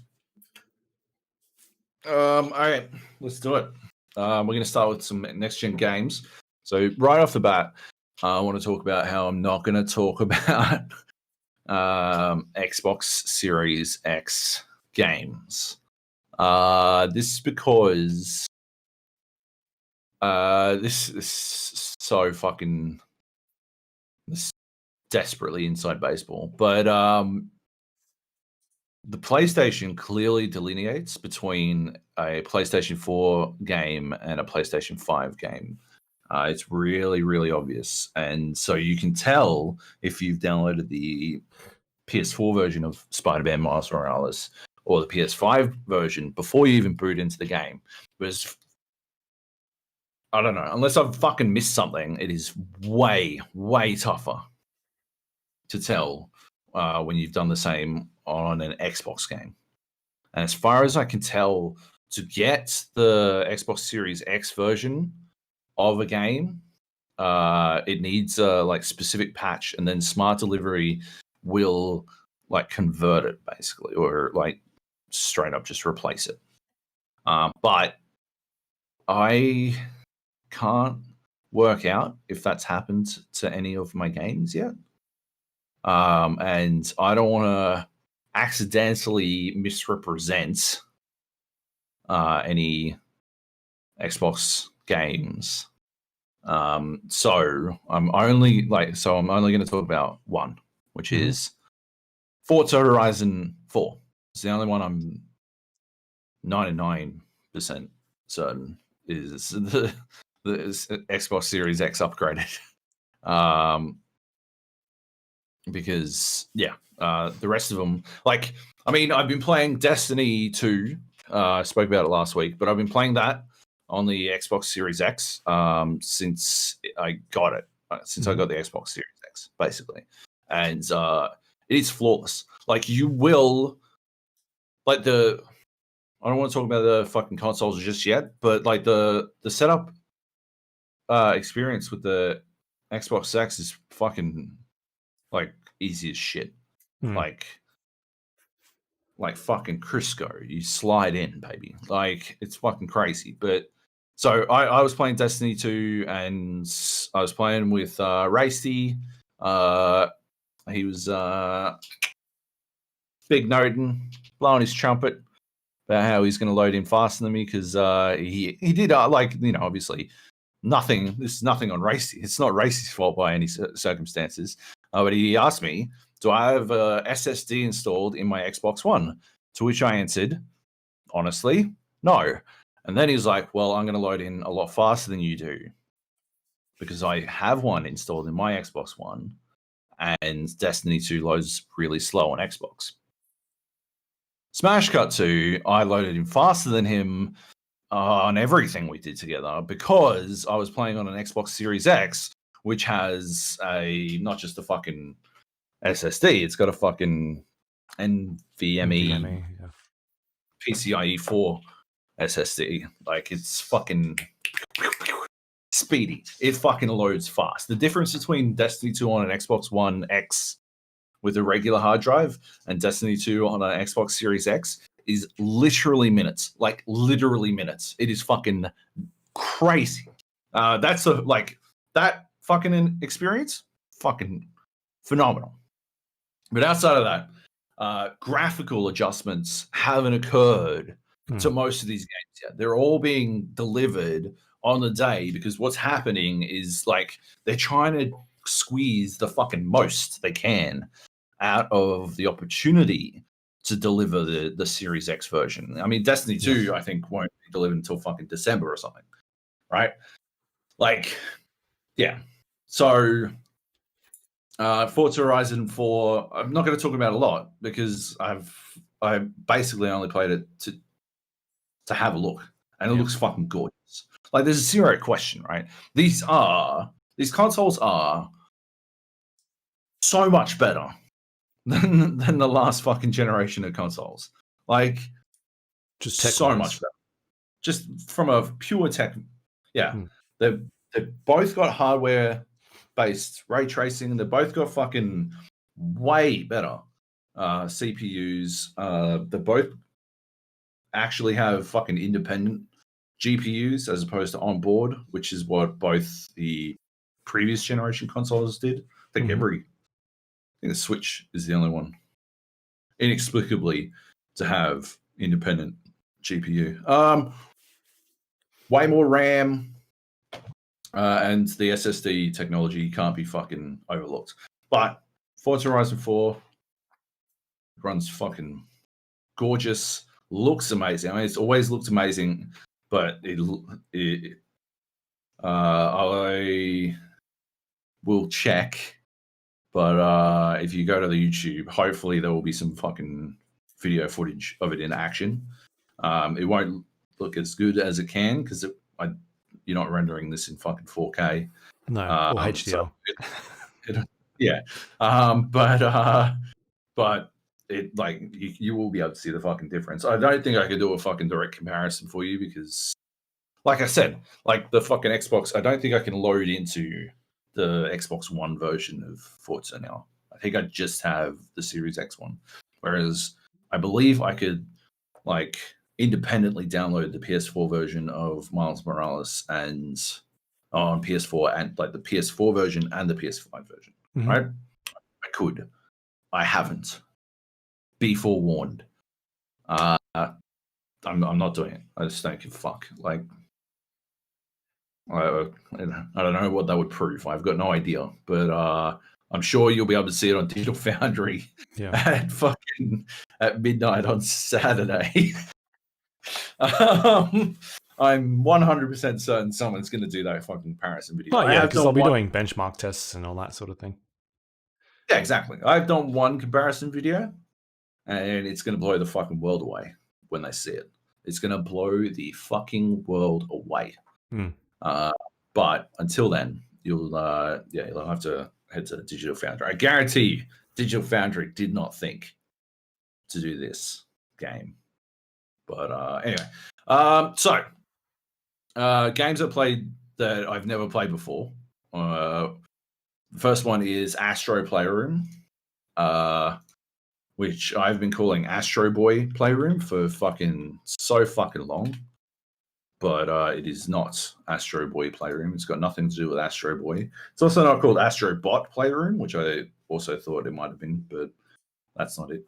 Anyway, Astro Playroom, I don't think it came installed on the PlayStation 5. I believe it installed itself once I connected to the internet on the PlayStation 5.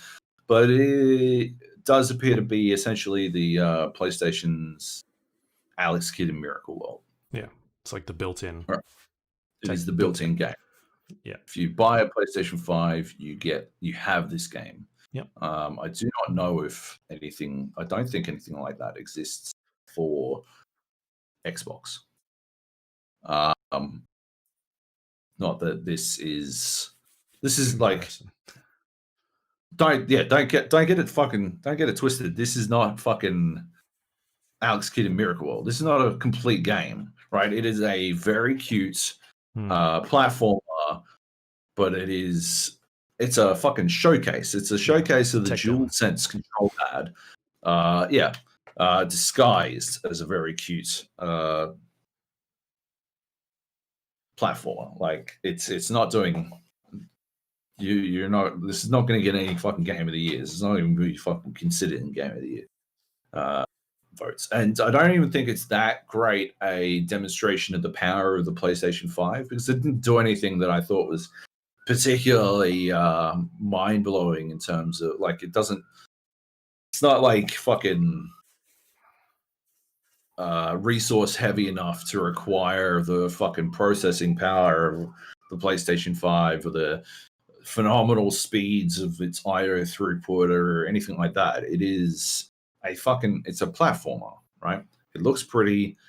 There's a fucking ray tracing jungle. You've got like 4 different sections, technically 5, but 4 different sections that you go through, and each one is themed around some part of the PlayStation 5's new like hardware. So you can go through like the SSD speedway, the graphics jungle or something, the fucking blah de blah, and the hoobity hoo. It doesn't fucking like they're all roughly the same in that I think they're a better showcase of the dual sense control pad than they are of the power of the PlayStation 5.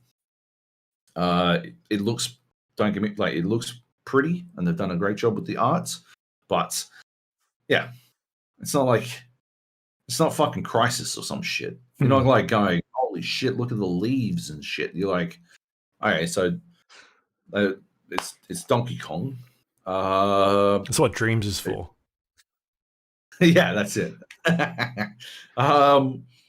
But yeah, as a showcase of the DualSense controller, it is fucking amazing. Like, holy shit, man, this control pad is fucking nuts. Like, it's almost some VR shit, and that I don't know if you'll believe it until you fucking use it.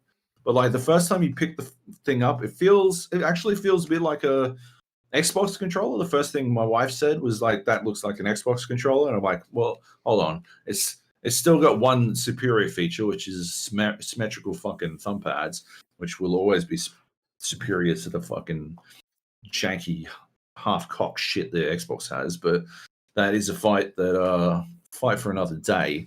But yeah, you pick it up. It's got heft.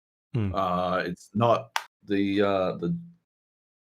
DualShock 4 was quite light by the end of its life cycle. I don't know if this one ever will be. There is a lot going on inside of this fucking control pad. And Astro Playroom does a great job of showing it all off. Like it's got these fucking haptic feedback fucking triggers, right? And you've got this one level where you're like a gorilla, really going for the Donkey Kong thing, a gorilla climbing a fucking wall. And it's similar to, remember QWOP? QWOP did a fucking The Running Man. a climbing version? Yeah, they did a climbing version called GURP. It reminds me a lot of fucking GURP, except yeah, everything you do is based on the motion control inside the control pad and the triggers. And so you tilt the controller forward, that makes the gorilla reach up, and then you grab with your right thumbstick and he'll grab the fucking thing. All right, and you eventually get to a point where you need to like very slightly hold the trigger, like very slightly. And if you go too far, you immediately, like when you're going too far, you feel the feedback. And if you push through that feedback and it feels like you are crunching through something, the handhold snaps off and you would fall. And you could like I said, it's like VR, right? It's very difficult to fucking describe. Yeah. Because it just sounds like, oh yeah, cool, man. Yeah, so the controller's hard to hold or some shit. Like nobody fucking cares. But like in practice, your mind starts spinning. You're like all the fucking ways that you could use it. One thing Nate was talking about was the idea of like haptic feedback, like sensors that they use apparently in some like guns will have like different levels. If you just barely touch the trigger, it's single fire. If you middle pull the trigger on a gun on this gun, it's burst fire, and if you hold it down, and it's got different like pressure sensitive, like burst fire, full auto, and single fire options built into the function of the gun itself, and that'd be something else, right? Like imagine, racing games. Yeah, especially for racing games, it's going to be fucking huge for racing games. Feeling like the give and take of a brake pedal as it starts to fucking fail and shit, or as like the ABS struggles against you, like that's gonna be fucking something else. Or traction control, trying to stop you from hammering your fucking foot all the way to the floor and stuff. That's gonna be fucking out of. I can't wait to see that shit. There's one other game here you can talk about, but have you had that experience with any other, or even Spider-Man or any other games that you've played, like the same sort of thing? You're like, oh, this feels weird, where it's like changing your experience? Or is Astro's Playroom the only one where you're like, oh, okay, yeah, I get it? Like, have you seen it in Spider-Man? Is I guess what I'm saying. So the haptic feedback on the triggers, I have not seen it in Spider-Man, not in any noticeable way, but it does have. I remember the big deal with the Switch was those, it's many gyros that make it feel like it. The ball test. They had the ball in the cube. And you had to guess how many balls, and then that was a game. that was a whole game. I think you could probably do that with this control pad on the PlayStation. Yeah, how many balls are in your control pad? Oh, there's so many balls. It's balls deep. I think you could do that with Miles Morales. I don't think they haven't done the haptic feedback thing, but the Rumble technology has ratcheted up a notch. Ratchet and Clank? No, not yet. But yeah. Anyway, anyone who gets a PlayStation 5, and that's not that fucking many people. That's all 8 of you. That's a thing. Yeah. Definitely play Astro Playroom. I mean, I found myself going through it, and it is the one thing it showcased of the PlayStation 5 tech that was outside of the fucking controller was that hint system. That thing is going to be a fucking game changer, man. I found on my own every single puzzle piece, because Astro has you like going around these levels over and over again, trying to find all these puzzle pieces and all these artifacts. I found them all on my own except for one, and it fucking stumped me. I was like full fucking. It was on the very first level, which makes it feel even worse. Yeah. But then I'm like, hang on, press the home button, and there it is. And like right at the home button, it's like you've got, I think it was like 86% of this level done, and otherwise you have like 100% of this level, 100% of this level, 100% of 86% of this one. And I clicked on it, and it was like you click through to the hint system, and it just plays a picture-in-picture video to show you where to go. And it didn't show me the puzzle piece. It just sort of showed me. It gave me a hint, and that was fucking cool as shit, man. Cool. Like. The way like you don't want to know the solution, you just want to be guided in the right direction. just tilt me in the right. I feel like I've been everywhere. It was, I don't know. People are gonna find it easier, and I feel like a fucking idiot. But that's really cool, and I can't wait to see how it works for games like Demon's Souls and stuff. It's gonna be something else, man. Otherwise, Astro Playroom is basically just like it's a love letter to PlayStation throughout the years. You're constantly like seeing all these like the other little bots are like filming these scenes, and there's something nostalgically fun about like trying to work out what fucking game they're trying to represent. This guy who pops out from underneath a cardboard box is obviously Solid Snake, right? But this little guy who's popping out of a fucking coffin, I don't know if he's like fucking, is he Legacy of Kain or Castlevania or what? I don't know. But like, you sort of like you stand there for a little bit studying it. You stand there for a little bit studying all the little details about how, you know, how they made the Nathan Drake bot look more like Nathan Drake and all these like little things. And it is like a bunch of, yeah, like fun nods to games from PlayStation's history. When you get all the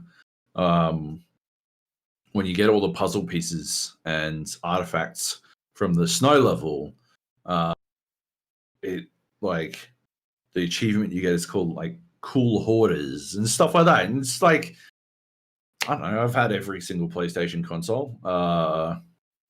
It's a fun reminder of the history of the system, you know, of the franchise, I suppose.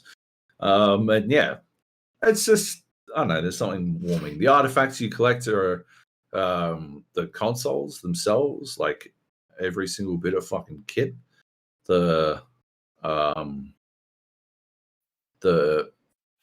Sony like computer entertainment has ever put out. You can find like fucking everything from PlayStation 1s through to fucking like the weird LCD TV screen they released that snapped onto the lid of that tiny PlayStation they did, and stuff like that. PSPs, PSVs, Vitas, and like all that kind of stuff. Like you find all that shit. That's pretty cool.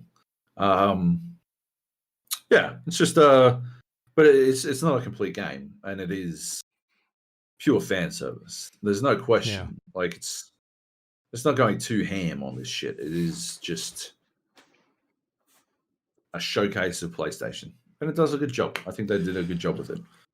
But yeah, I'm going to go and put this out there that I think Astro's Playroom is going to be one of the best-selling games in the last decade. I think that is probably a safe bet. Yeah, the old Wii Sports play.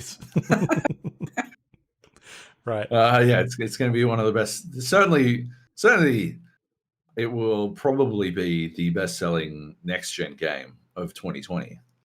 I would wager. You'd assume, right? Because everybody's getting one, unless they decide to pull it out. Yeah. At some stage. Yeah. But yeah. Anyway, that's cool. Another game. So I finished Astro Playroom. Is it long? No. I was joking that I had technically finished every next-gen game that I had in my possession on the day that I received the PlayStation 5. Yeah. Because at that point I didn't have this other game, Spider-Man Miles Morales. I mean, the straight off the bat, if you enjoyed Spider-Man, the PS4 Spider-Man game, you're gonna fucking love Miles Morales. I think it is like significantly better looking.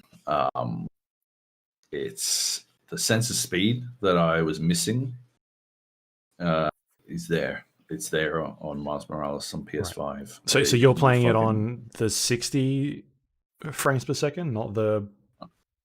There's two modes, right?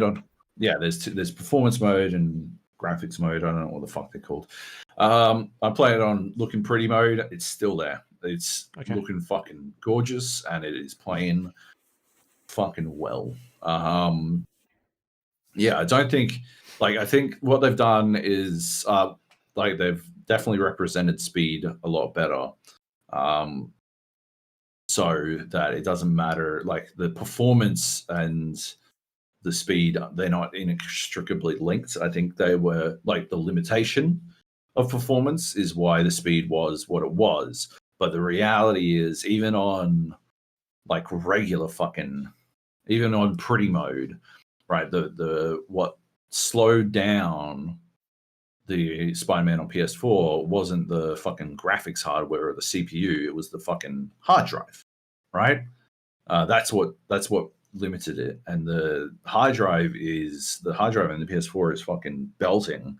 No matter what fucking mode you put it on, you don't need to. Yeah, like you can get however many frames you fucking want, but the hard drive is still doing hard drive things.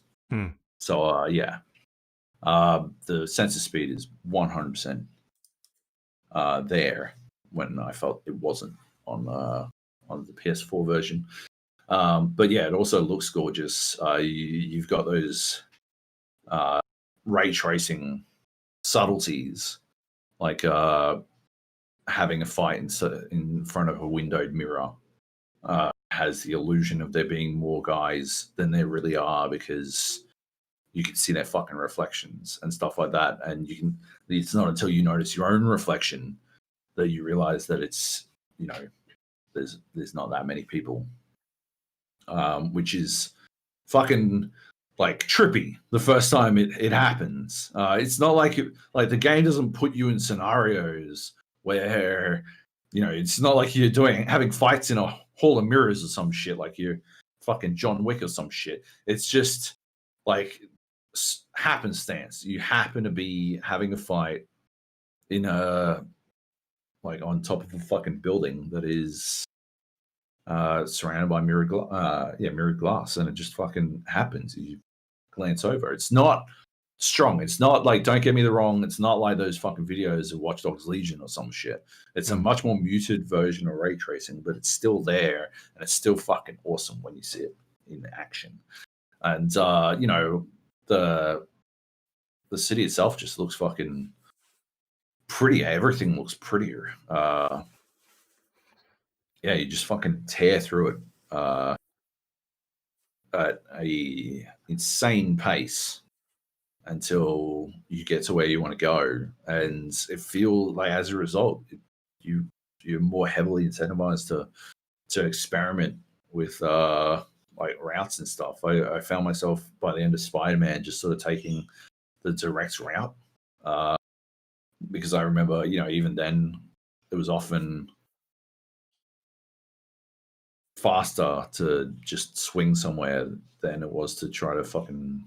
Could you fast travel in Spider-Man PS1? Yeah, you could. I never used it.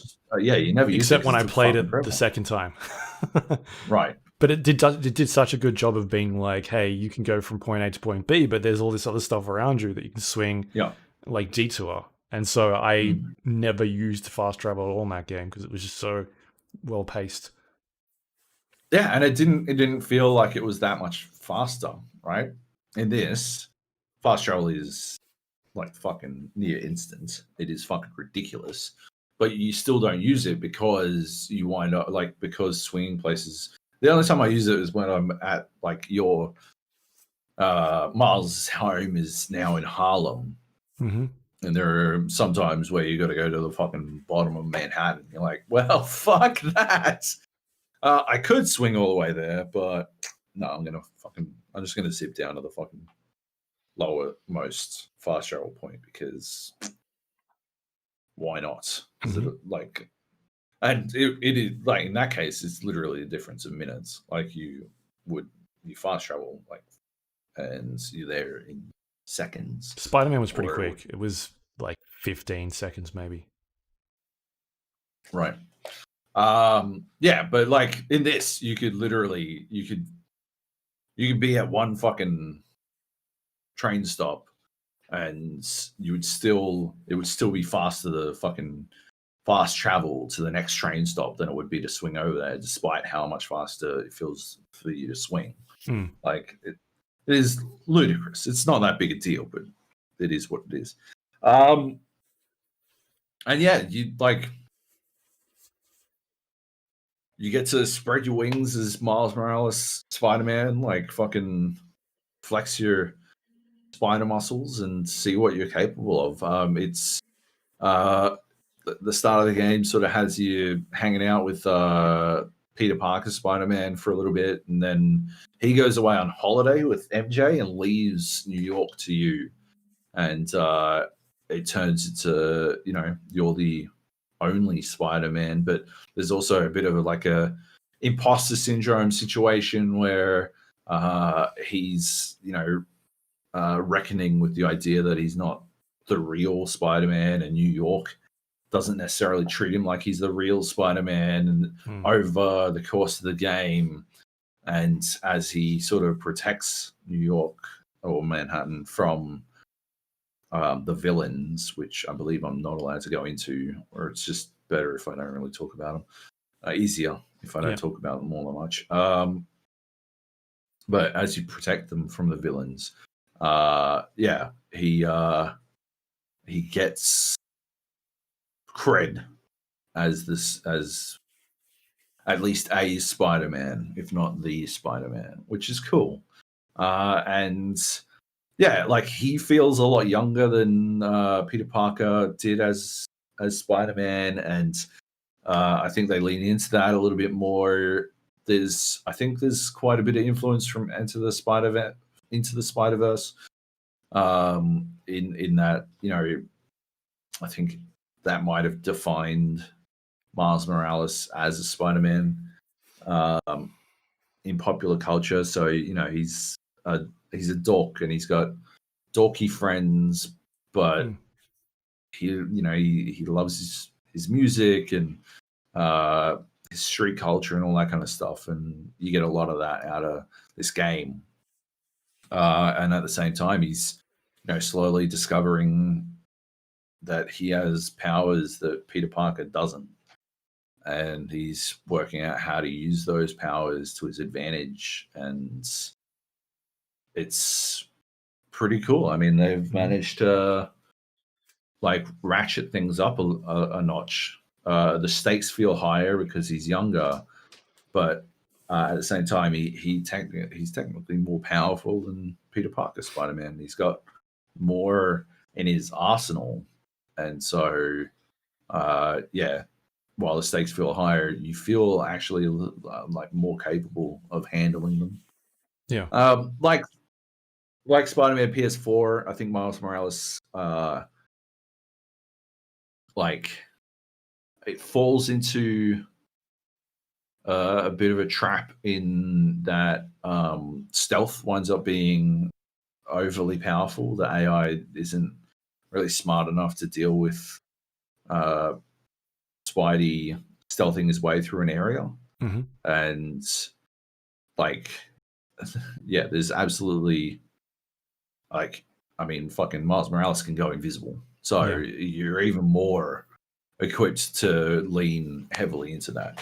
Yeah, it wasn't that difficult the last time. It was doing takedowns from the ceiling, or like shooting your web on a bucket or something and making a noise and distracting one person and taking them down. Like that's pretty much what the stealth was sort of contained to, which was ceiling takedowns. Yeah, exactly. And you wind up, not only is that even easier this time, it's fucking like it's a little bit more tedious because it feels like to up the stakes of Miles being more adept at combat, they've increased the amount of people he takes on. So he fights more people, but because he's able to fucking area of effect electrify cunts. But like all it winds up being like doing if you're stealthing it is it's a bit more tedious. Like you're like, well, okay, so I gotta stealth take out 6 more cunts. And you wind up in situations where you're just like, well, you know what? Fuck it. It's just more expedient if I just fucking I don't know, this challenge, like the challenge is to stealth take down 3 people. So I'm gonna stealth take down 3 people. And I'm just gonna jump into the middle and beat the fuck out of the rest of them because who has the fucking time, web takedown, everybody. Yeah, exactly. So yeah, it falls into a bit of that bad habit, but yeah, otherwise, that's a question of personal incentives. I do stealth takedowns on an entire area because I want to see if I can do it, and then when I realize that it took me about 20 minutes longer than it should have, I never do it again. Yeah. What else? I mean, yeah, it looks better. It plays better. Loads better. I don't know, man. So, I mean, they've been pretty open about the length of this game being more in line with like a what was it, Uncharted Lost Legacy? Was that what it's called? Where Yep. they're saying it's going to be about half the playtime or half the campaign. Is that sort of where you're feeling, like a 6-7 hour main campaign? Yeah, so I haven't finished it yet, but I am getting the feeling that I am probably in the final act at this point. And yeah, I'm about 6 hours in. I've been fucking around a bunch. Like I was saying earlier, I was specifically trying to get into the Spider-Verse costume, spider suit. I spent a bunch of time trying to do that before realizing that I should have been doing the story missions, and I would have earned that currency more organically anyway, which was a mistake, but it didn't really matter. I probably would have done a bunch of what I did anyway because it's just fun. Like, it's so weird going from Watch Dogs Legion to this because like it's such a stark difference between me like fucking floating about on a construction bot and then throwing a spider bot and then grabbing a thing in the most efficient way possible. Whereas the most efficient way possible, like these could be identical fucking games, right? If Legion was based in New York, you like oh my god, it'd be really hard to fucking ignore. But like the most efficient way to do it is Spider-Man, right? They're both of these things are on a rooftop somewhere, and the most efficient way to do it is Spider-Man is to fucking web swing at fucking 400 kilometers an hour between an alleyway and fling yourself upwards, do a fucking trick because you earn a bit of fucking electric power, and then fucking like zip over it, land, belt the fuck out of some dude, and then open the fucking wall to get to what you want. Like, it is crazy how much more, like, the same fucking thing. I'm doing the same fucking thing. I'm going around the fucking map, grabbing all the fucking collectibles before I do anything at all, and yet one of them is explicitly boring, and the other one is a fucking joy to do. And the difference is fucking out of control. Like, yeah. One of them's actually fun to play because it's constructed to be fun to play, and the other one is easily the most efficient way to do it and mind-numbingly tedious. I think that's why you saw a lot of people platinum Spider-Man, is because they did such a good job of making it fun to do all this stuff. Right? Holy shit, man. Like, yeah, it is. It's just weird to go from Watch Dogs Legion to this game because they superficially bear quite a lot in common, and yet it is way better to do it in Spider-Man. Yeah, I don't really know what else to say about Spider-Man. Yeah. I mean, we might talk about it more once we can for spoilers. Yeah. Yeah. Once you've played it, we'll go back into it, I think. I'm definitely going to finish it. I doubt I platinum it once again. I'll probably find myself distracted by other shiny things before I get to. But I remember with Spider-Man PS4, my intention was I was going to platinum it because it just felt like a lot of fun to play. Yeah. I think it's the only game of platinums. So. Yeah. All right, cool. Anything else to add about the PlayStation that you want to talk about? Or Xbox? So about the consoles themselves. I mean, it's tricky. I'll like I said, you can go on the gapodcast.com and read all of my thoughts in depth. But I'm also going to put together. I got a piece to answer the eternal Baz question: Xbox versus PS5, versus Jaguar. Versus Jaguar. And obviously Jaguar wins because it has the coolest fucking name. But outside of that, if you can get past naming aesthetic, and I do like the problem I feel that the Xbox has, Xbox versus PS5, I would pick PS5. The problem I think the Xbox has is that it doesn't sell itself very well. I don't think it's not. You plug in, if you were to plug in an Xbox on one HDMI channel, an Xbox One X on one HDMI channel, and an Xbox Series X on another HDMI channel, and you switch between the two, you wouldn't immediately know which one was which. I don't think you could immediately tell which one was which. You fucking know when you're on the PlayStation 5 versus the PlayStation 4. They've significantly improved the UI between the two.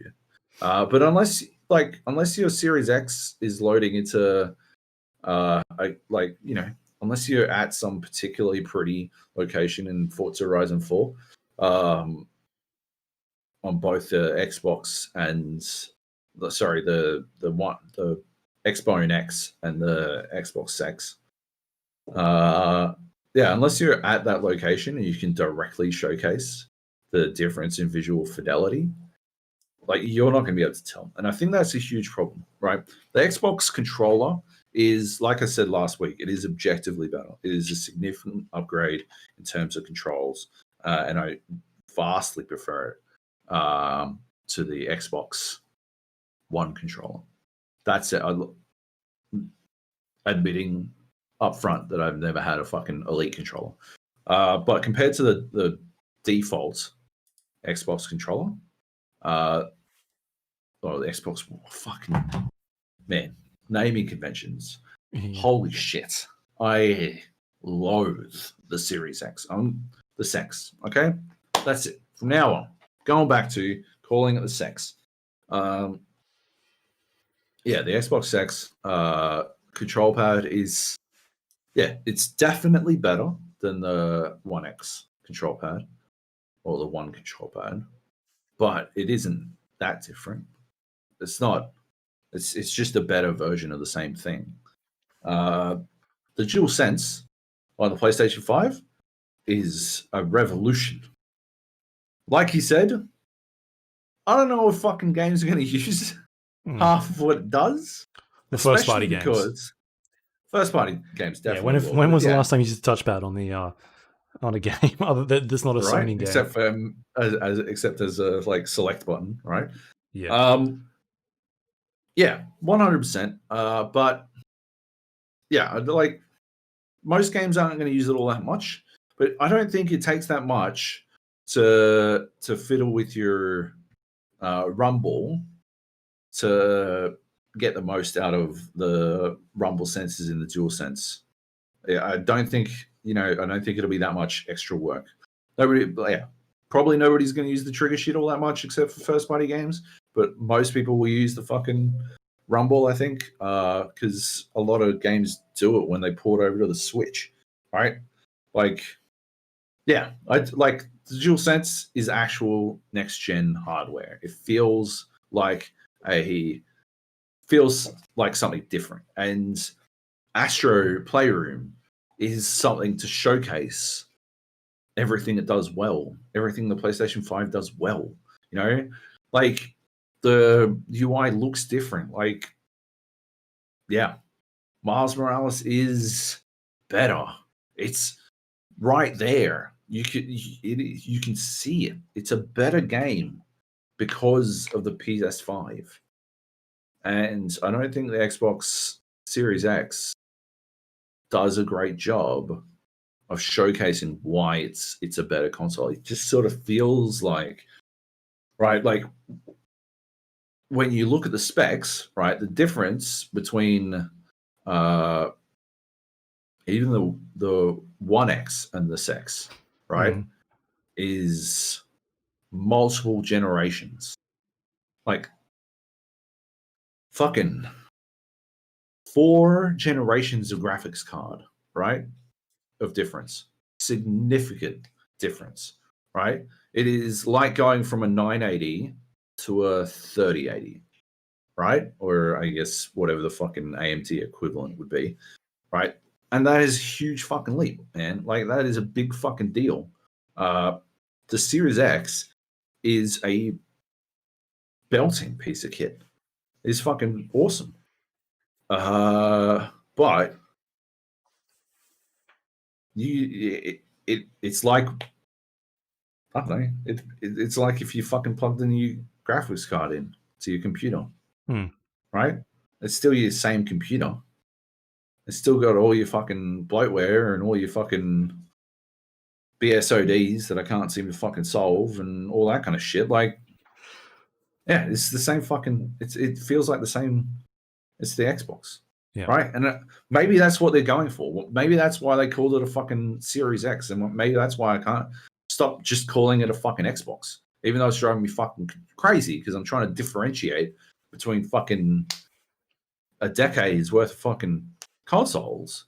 But yeah, it feels like more of the same. It's not.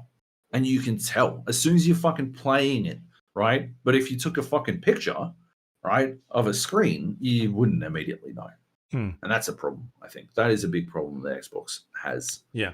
And especially when you start getting, I mean, it's not going to be a problem this year, but next year, I mean, it could have been a problem this year, but the whole like people going into stores that don't really know about what they're buying and being like, oh, I want the Xbox. And there's the Xbox One, there's the Xbox One X, there's the Xbox One S, and now there's the Xbox Series X and S. Like, people not really knowing what they should be buying. And yeah, it's just a weird naming convention that PlayStation hasn't had a problem with because they keep going numerical, and now it's the 5. Like, people know what they're going to get. So yeah, I can see that as an issue. Yeah. Even outside, even if that wasn't an issue, I think I'd still go for the PlayStation 5 because it's got some games. It's got some next gen only games, right? Admittedly, Miles Morales is coming out on PS4. But you know, it's here. Demon Souls is coming, you know, like it's got something to play on launch day. The problem I have with the question is that it's a fucking moot point at the end of the day, right? It is a moot point until fucking, I've heard best estimates of May next year. Like Xbox X versus PS5 on November, let's say November 12. Yeah. Right? When you could ostensibly buy them both. Which one should you buy? It doesn't fucking matter if you didn't jump in feet first 2 months ago, right? Like it's academic, right? And come May next year, the landscape may have changed. I don't know if it will have changed all that much, but it may have changed to the point where there's some killer fucking app. I wouldn't say that Demon Souls and Miles Morales or whatever the fuck, I wouldn't say that they are killer apps on PlayStation unless, except in the situation where the other, like, if you had a underground bare knuckle boxing fight and one side didn't put in a fighter, then yeah, the fucking Astro Playroom would win that fight as the killer app, right? And the problem is that, like, the PlayStation 5 and the Xbox Series X have fucking basically identical hardware. Like, the difference between the fucking Series X and the PlayStation 5 is measured the same way, like, as if you bought a fucking gigabyte graphics card versus a fucking Asus one. Like, it's not meaningful enough to have a real impact. You know, I don't think it's meaningful enough that you could say, oh yeah, okay, the Xbox X doesn't have any games yet, but when it does, the PlayStation 5 and the Xbox X both have the same next generation games. They both have Assassin's Creed Valhalla playable with all its next gen glory at launch. Yep. But you would go with the Xbox because it's going to look better. You're not going to see that. It's not going to render out that way. They're so fucking similar that it's not going to play out that way. You wind up in a situation where, yes, from my opinion, but my opinion is like, well, you know, it's tainted. It's biased towards the fact that I was obviously lucky and privileged enough to get both of these consoles given to me as review units, right? So first of all, I don't have to spend what would be $1,500 fucking dollars to buy them both, right? So I can be all like, well, you can just get either, right? That's the first thing. The second thing is I will always prefer whichever console lets me play the games I can't play somewhere else, right? The third thing is I don't like the games that are on both platforms are invariably on PC, and I have a good PC. I mean, technically, in this office right now, my PC is the third most powerful piece of hardware because I never got a fucking at this point because I never got my 30 series card, which I think is a delicious piece of irony. But like, it is what it is. Like theoretically, I was supposed to have like it would have been dwarfed by the consoles would have been dwarfed by the PC in this office. It didn't happen. But then the games, it's the games. Like you can't play Spider-Man Miles Morales on your PC. Exactly. But I could play Watch Dogs, or I could play Assassin's Creed, or I could play Destiny, or Forza Horizon 4, and all. I could play all these games on PC. So my opinion's tainted by that again. And then I've got Xbox Game Pass Ultimate. And you know, like, so straight off the bat, like the question of, oh, well, what games are you going to play on the Xbox? Well, you've got actually a fucking really impressive library of Xbox games straight away. And they are optimizing a fuck ton of them for Xbox. So you wind up, well, yeah, like maybe you get the Xbox because you've got Xbox Game Pass Ultimate. For if you buy it for PC, it only needs to be fucking, was it? I think I redid the fucking maths and it's like 3 full price games a year, and Xbox Game Pass Ultimate still flattens out, still winds up being worth it. And that doesn't count like and that's including other little indie games that you might not ever try if you didn't have Game Pass Ultimate. So like if you bought into that for PC, maybe the fucking Xbox is your best bet, right? Maybe the Series X is your best bet because you get a fucking really powerful fucking console, and you get access to like, in May next year, you get access to theoretically Halo Infinite if it doesn't get fucking delayed until 2022. Or who fucking knows? Or maybe it's the only way you get to play fucking Cyberpunk with ray tracing, which is currently what is happening. I should have been playing that on my PC, but at this point, I will be playing it on fucking probably Xbox at this rate. Like, it is such a tricky fucking question because they're so fucking similar from a hardware perspective. And so it only comes down to intangibles. It only comes down to these subjective things. I want to play a Demon's Souls game. If you don't give a fuck about Souls games, then I'm not sure that the PlayStation 5 is really doing all that much for you. Miles Morales is fucking awesome. But it is, like you said, it is a shortened experience. Like Astro Playroom took me fucking 5 hours to collect everything in. Like, PlayStation has games, but they only win that fight because the Xbox doesn't really. Yeah. It's such a goofy fucking tricky thing to dance around. I'd like if you manage to secure a pre-order for either of them, you're gonna fucking love it, right? Like especially if you don't have a 4K like a computer that can play games in 4K, you're gonna fucking love this thing. There's no way in hell that you're gonna experience 4K 120 frames because I don't fucking know of a TV. I don't have a TV that can do it. I don't think my TV don't have does it, and it's about a year old, my TV. yeah, I've been looking, and like you have to outlay a serious chunk of change to get a 4K 2.1. Like fucking. Even if my TV was capable of the refresh rate required, it wouldn't be able to do it because I don't have fucking HDMI 2.1. Like you can barely find fucking monitors with HDMI 2.1. It is out of control. Like this is some future proof shit. You're not going to see the full power of this shit for a while.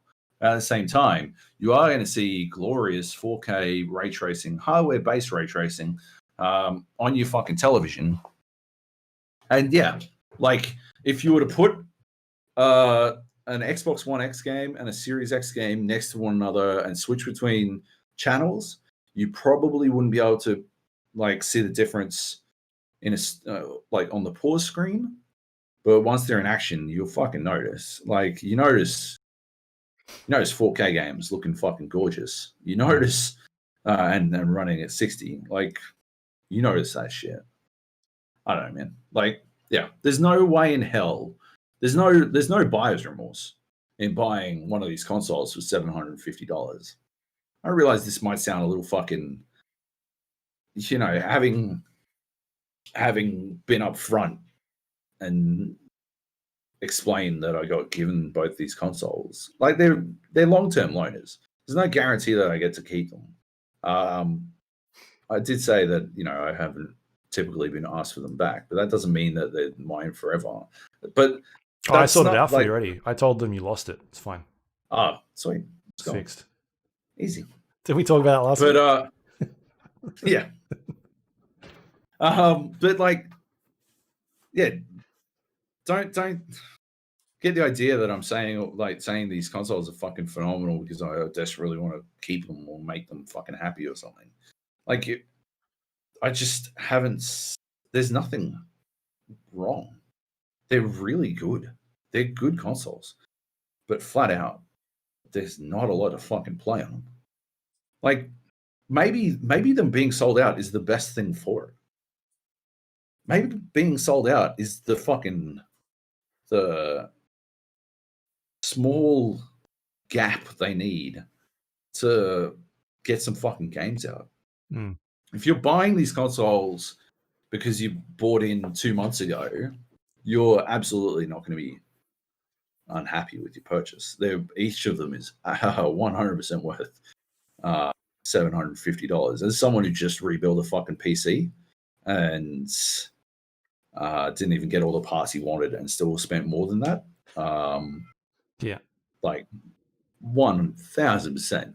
Yeah, it's a bargain. But yeah, I like, good Lord, do not go on eBay and try to scalp your way into buying one of these things early. Don't mistake the idea of not having one as that FOMO shit. Do not like buy into that. Like, you are not missing out if you don't have one. You should be stoked if you do, and you're not missing out on anything yet. Like, you will find ways to make the most out of it if you manage to secure your pre-order. But if they drop this God of War game next March, then maybe panic. yeah, 100%. Yeah, that is exactly it. Like right now, November 12th. On November 12th, which one would I rather have? Literally, the only one I would have had was a PlayStation 5 because I failed to get my fucking pre-order down. But if you put a fucking gun to my head and asked me to choose, I would have picked the PS5, and it would literally just be because on November 12th, I'd be able to play Miles Morales, Demon Souls, and I guess Astro Playroom. But I would be probably wrapped up with that shit inside of a week. Like, yeah, it's a weird launch. Like, because it honestly feels like there's no question in my mind. I totally understand why Baz asked the question. I wish he hadn't asked it when I'd only unboxed the machines, but like, yeah, I understand why, because we all want to know. Everyone always wants to know. Like X versus Y, everyone wants to know the answer to that. But yeah, it definitely feels academic. It feels like a moot point on November 12th, because it doesn't fucking matter unless you bought them both Yeah. already, and you're trying to work out which one you sell on eBay. Right. Yeah, well, that's where I'm at the moment. So I've got the PlayStation coming next week, and I don't have an Xbox lined up, and I can't really justify the purchase at this stage, because I can run everything on my PC. The only thing I'm sort of missing out on there is the 4K experience on HDR, right? Because I'll be playing most of the games on my computer monitor. So yeah, but like, also on top of that, the games the games aren't there at this stage. So maybe down the line, if they start putting some stuff out and I feel like I want to be sitting on the couch playing this stuff, then I'll look at an Xbox. But yeah, like I said, I can't justify it at this stage. I bought the Xbox One X, the updated one, and I didn't use it a whole bunch. So yeah, this is this is not like a Xbox One X upgrade though. Like this is so much more than that. Which I just want to make clear, like, it's a huge upgrade that on the Xbox you wouldn't fucking notice, I think. And also, like we said, you and I are in different circumstances. We've got PCs that can play this stuff, 100%. And so for people that don't have that, then then it's a harder decision if you can only pick between one or the other. 1000%. Anyway, read my full. I will have in-depth stuff on the gapodcast.com, and I've got a bunch of stuff going up around at a bunch of places that I won't pimp out just yet, because I don't think they'll be up before next week's podcast. So might as well wait until then, so I can know when the fight, or have a little bit more clarity. How many times I've been on this podcast being like, oh yeah, and then sometime over the weekend, go to X. I don't want to say the exact place, but it runs with Smoz Gamers, and you'll be able to read blah blah blah. I don't want to do that, so why don't we just hold out a little? But anyway, new consoles. Cool. More to come, I am certain. Especially once I work out exactly how to to play an Xbox One game or a Series X game. Anyway, should we do some news then quickly? Not a lot here, but cool. While we're talking about next gen consoles, PlayStation has gone after and shut down a custom faceplate site called, I think it's PlayStation. PlayStation. Or it was called that. These were basically doing custom faceplates for the console white parts that are on there. So they're removable. They're quite easily removable. And once you do that, it sort of exposes the fan and hard drive chassis, I believe. I've not taken one apart, but that's what I've read. And so these guys were doing custom colors and things like that for the PlayStation 5, and Sony stepped in and said, no thank you. Please stop. So they've now pretty much just given everybody their money back, and they're shutting down at this point, which makes you think PlayStation obviously has something cooking in the background for this. If it's especially being that easily removable. There's obviously a reason for that. And the other thing is, I saw a video today going around that the same goes for the controller. You can dismantle that very easily, and it like rips straight off. The black part at the front. The black part. Go on, do it live, Joab. Just start yanking it out. Fucking cram my nails into the little parts. And then when you do it, I'll be like, I'm just joking. Lol, got him. Yeah, no, the black soft part on the front apparently just comes straight off as well, and that's replaceable. So it seems like they could be doing maybe even bundles. You can change your controllers, or you can change your the look of your PlayStation console, or I don't know. It seems like a smart move. Like you've obviously got the default standard white one. Would you prefer a different color, or it sort of doesn't phase you at all? I think it looks pretty cool, especially it's directly juxtaposed against the Xbox's. Here you can have a look at my fucking current spaghetti setup. But you can see. I don't know if you can see. I don't know. I can how see. well the camera's fucking look. I can't see my own camera. Fucking there we go. Yeah, you can sort of see. This is just world class podcasting. Yeah, you can see the fucking Xbox there looking all fucking Vanta black and white of the PlayStation next to it. It's pretty I don't know. I think it looks cool. I don't particularly desire a different colored faceplate, although I would probably go after one if the right game did one, Yeah. I'm not encouraged by this idea that Sony's lawyers apparently believe that their trademark and intellectual property extends to the faceplates themselves. Like, I don't know. So, wait, they own the IP of a piece of plastic on the front of your PlayStation?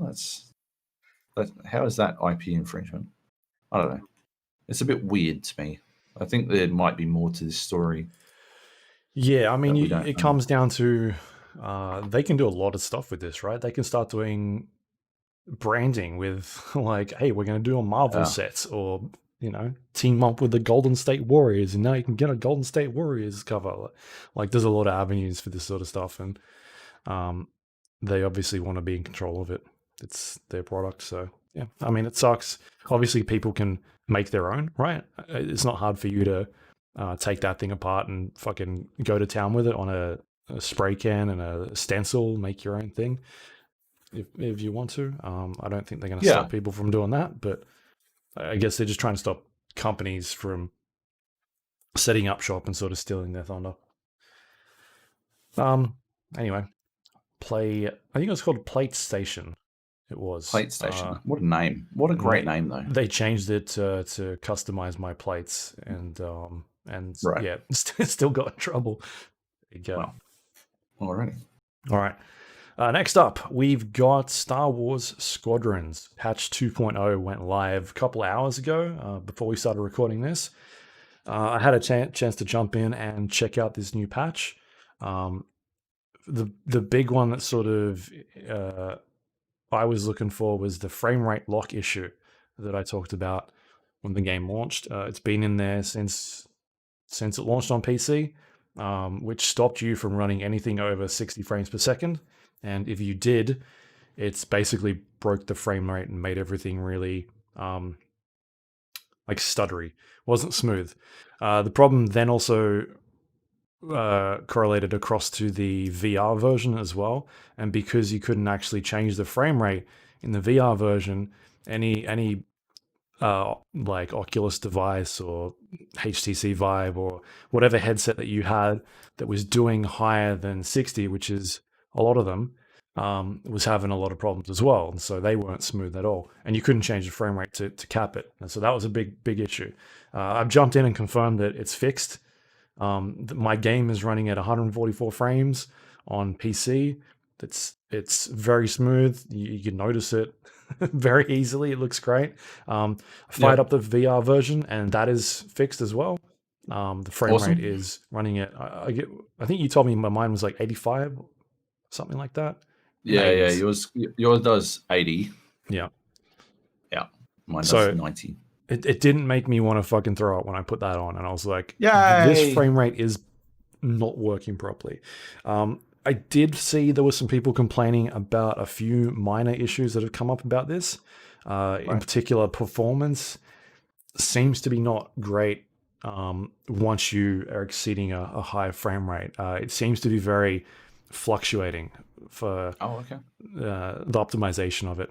I didn't experience that on the PC, but I did in VR. I was getting this weird stutter every once in a while where it would kind of just like microsecond kind of just stop and then start again. But otherwise it was running pretty smooth. So hopefully they can sort that out. And yeah, they've made a bunch of changes to matchmaking in the game. A ton of bug fixes, fixing up some HOTAS issues that were plaguing a couple of people, but some big changes coming to ranked games like fleet battles and dog fights and that sort of thing. I think they've also recently tweaked the bombers. I heard that TIE bombers were very OP, sort of the meta at one stage, and they've fixed that up. Yeah, I mean that's a good patch. So if you're on PC and you want to go in there, you got a high refresh rate monitor, and you got to check it out. It's working a lot better now. It looks really good. And if you've got it on VR and PC as well, definitely jump in and check that out because it's running the way it should be.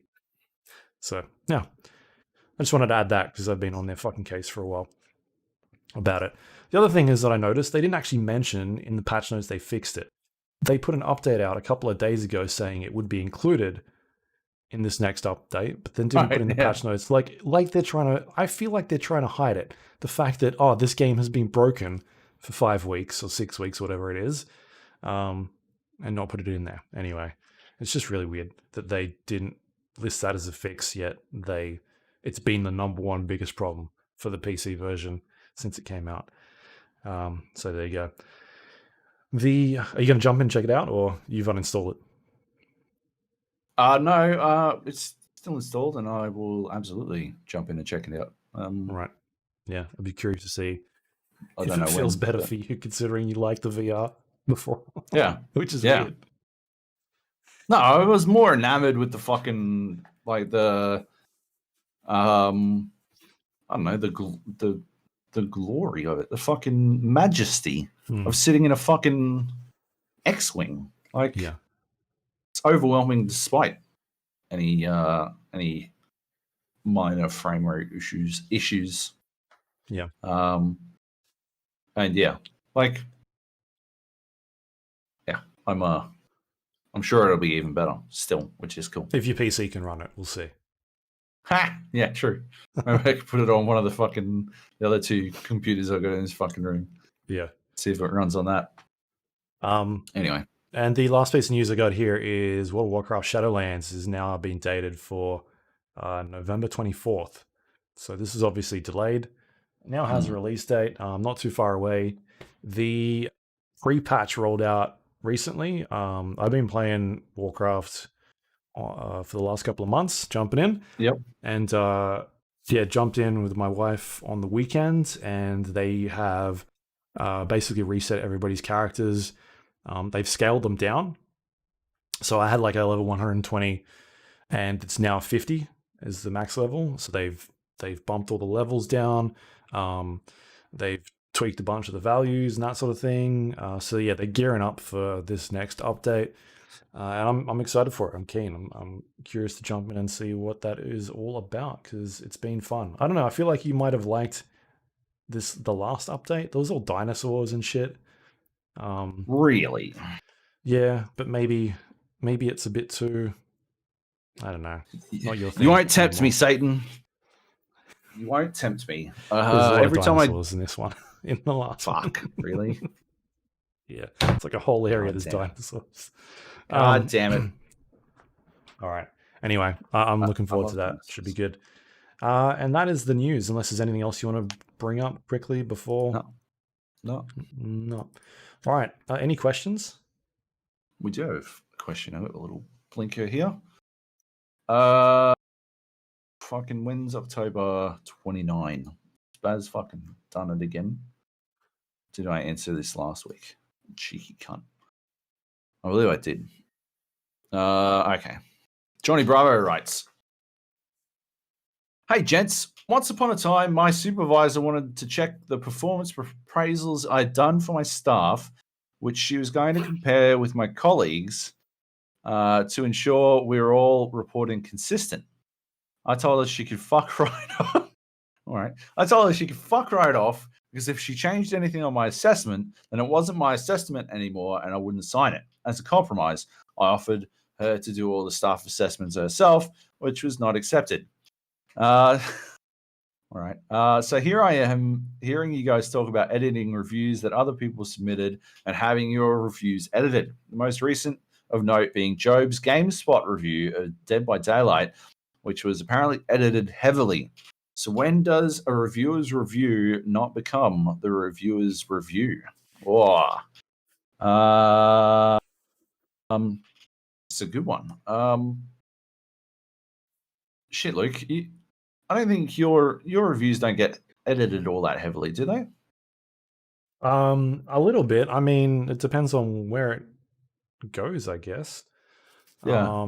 You've obviously had more experience on the like the GameSpot and IGN side, whereas I think most of mine has been on like independent sites. Yep. Or magazines and stuff. So true. Yeah. I don't know, man. Like the majority of the stuff that goes up for me is my work. Occasionally things do get changed around. Scores obviously get changed around a lot depending on the site. That's not like at the end of the day, I don't think a lot of us do have an opinion on get to say what the score is. Because it's usually something that tries to be in line with the site and what the editor of the site thinks, right? 100%. Yeah, it's a tricky one, right? Because like I think as long as my opinion, the Dead by Daylight one, right? What they edited out. Yeah, like you said, it's up to every site, right? Like every site has different goals that they want from a review. IGN, they put up whatever I write almost fucking without any edit, except for the score, which I have fucking, I had fucking long discussions with about the score of which was it, like Call of Duty or maybe Doom? Call of Duty Infinite Warfare. I had lengthy discussions about the score of Doom. Of Infinite Warfare, because I wholesale didn't agree with like their assessment, their judgment on what the score was compared to the text that I had submitted. But like at the end of the day, as a freelancer, you defer to the fucking editor because they know their site. They know what their site wants. They didn't do anything to what I wrote. Just this, we had a fucking blew about the score, which at the end of the day, I don't think matters all that much because I wrote fucking, I think it was like fucking 2,900 words about Infinite Warfare. 2 fucking numbers at the end, utterly inconsequential. So it was mostly just, I don't know. I think I wanted the score to be lower because I wanted it to reflect that it was a worse game than fucking Doom. And it absolutely was. And history has fucking shown that I was correct about Doom and Infinite Warfare, but whatever. Nevertheless, when you go to GameSpot, they don't want the Joe brand of fucking rambling insanity where I talk about fucking the intricacies of of spaghetti or whatever the fuck and how Skittles impacts the spaghetti flavor. They don't want that. What they want is my expert analysis delivered in the GameSpot way. And so when my expert analysis on Dead by Daylight strayed into the realm of attempting to extol the virtues of playing Dead by Daylight in the correct manner, they fucking deleted it. They've also got like, they don't have a hard word limit, right? Which I always ask, right? Whenever I do a fucking review, because when they commission a review, they'll always be like, oh yeah, and it's got to be like 1,200 words, right? And 1,200 words is always a minimum, right? When I'm editing, I always give a minimum, and I say, and there's no maximum, because usually for SEO purposes, more words is always better. And but like the more words you write, the lower your price per word goes. Like if you're getting paid $300 for a 1,200 word review, Yeah. and you turn in 2,400. 18, yeah, then you've fucked yourself out of 1,000 words there, right? Like your cents per word there has tanked, right? But it doesn't matter. It's not like I don't care because I want to write. I want my full opinion on the page. But yeah, there are places that have fucking maximums, and it turns out that I did find the upper limits of what GameSpot wanted to publish. This is why Joab would never write for like a online newspaper site where they're like, you need to have it in 300 words. And you're like, nope, thank you. Yeah, I can do that for you. But what the fuck is the point? It just like cuts off halfway through a sentence. Yeah. You're going to see that with the console reviews on the GA podcast. No, they go some places. Anyway, yeah, like what happened there was, yeah, they excised the parts. It was still my critical analysis. It was just not my critical analysis, including the proselytizing about the virtues of playing Dead by Daylight like a horror game as opposed to a fucking esport.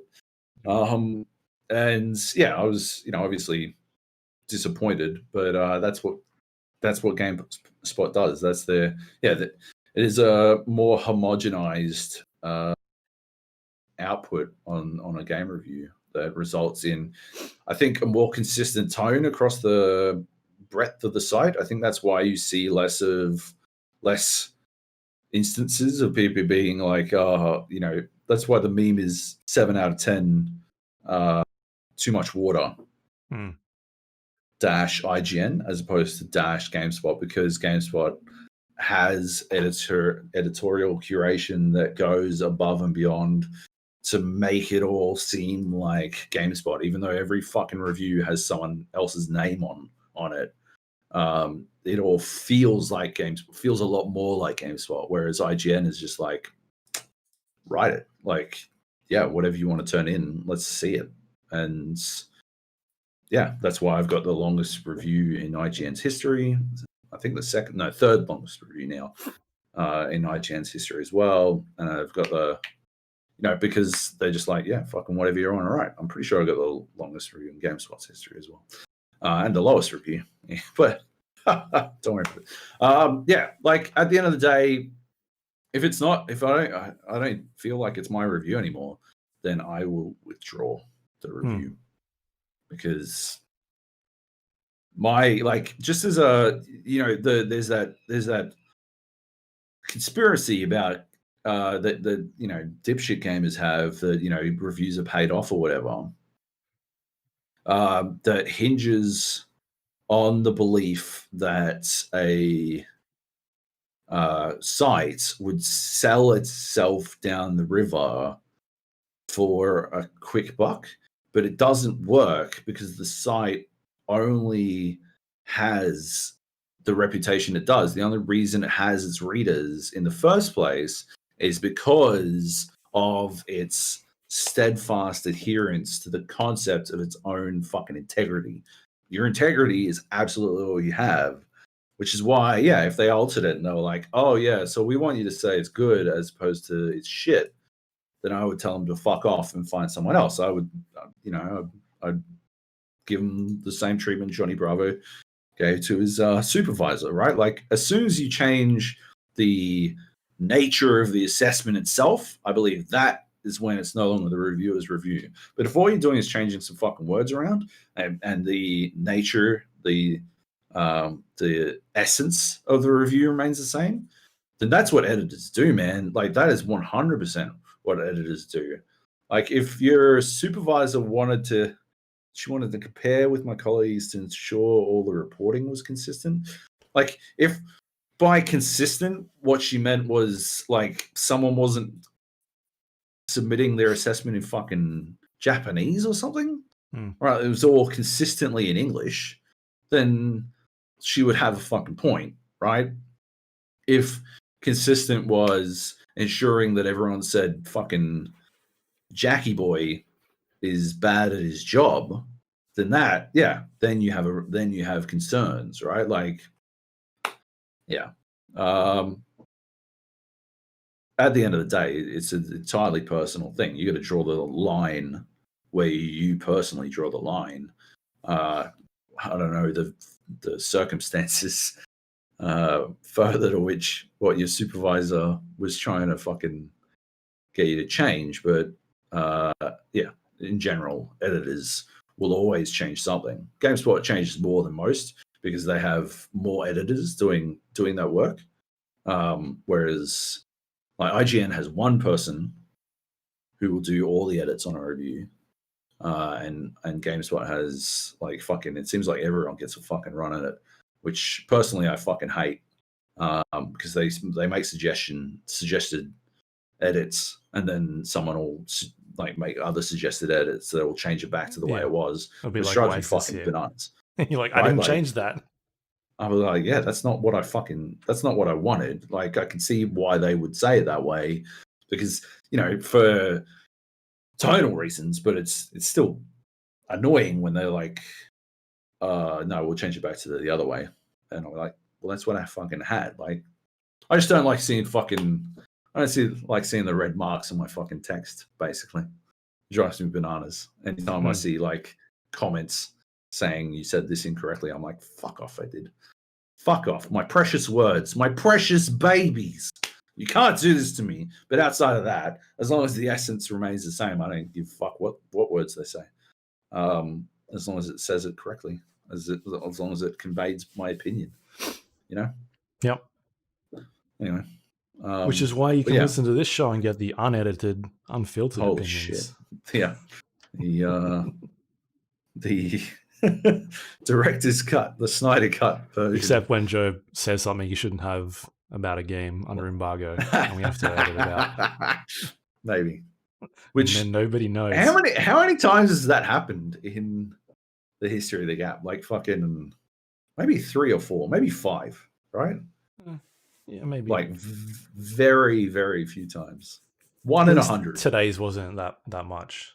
No, I stopped myself pretty quickly. I have got so many fucking embargoes that I'm trying to fucking like juggle. My calendar is usually reserved for stuff that I'm doing, but I also use it to note embargoes, and it's currently a clusterfuck because there's a lot of them, and it's all over the fucking place. But anyway. There you go. We get through the side, and it'll be all good. Question. Yeah, good question. Just one. All right. Stuff, JB. That is the show. You can find us on iTunes, Android, Windows Store, Spotify, YouTube, all the places you get podcasts from will be on there. You can find us on the Gap or the GA Podcast. Should definitely come up. Please rate and review the show if you have a moment. It helps other people find us. If you would like to send us questions, you can email us, thegapodcast@gmail.com, or you can go to our Discord page, thegapodcast.com/Discord. We've got a bunch of different channels in there. You can leave questions or just talk about whatever is going on. I think Heath was talking about finally finishing a game that came out like 3 years ago or something. I don't know. He just got around to it. He's finally finished. You can jump in there and check out our Discord page. You can also find us on social media, facebook.com/thegapodcast. Twitter.com/thegapodcast. You can go to our YouTube page at thegapodcast.com/YouTube. You can watch this show on video form. Last week, I think, what did I put up last week? I'm trying think what it was. I think maybe I put some Dead by Daylight and then was it Disc Room? You sent me the Disc Room. Oh, yeah. Was that last week? I think it was No, last week. that was the week before. That was the week No, before. you completing the level in the black screen. Oh no, that might have been the week before. Yeah, That was the you week could be before. right. Yeah. I think I put something up last week. Watch Dogs Legion, that's what it was. Put some Watch Dogs Legion Nice. footage up. Cool. And this week, I think you said you were sending some stuff through for I'll send some stuff through. Yes. the Xbox, and you can watch me eat mosquitoes on the Xbox. video. You can watch that on my Twitter as well at JoeyJojo because I'm gonna fucking put that up. Yeah, I'll chuck in some Spider-Man Miles Morales and some Astro Playroom as well. Cool.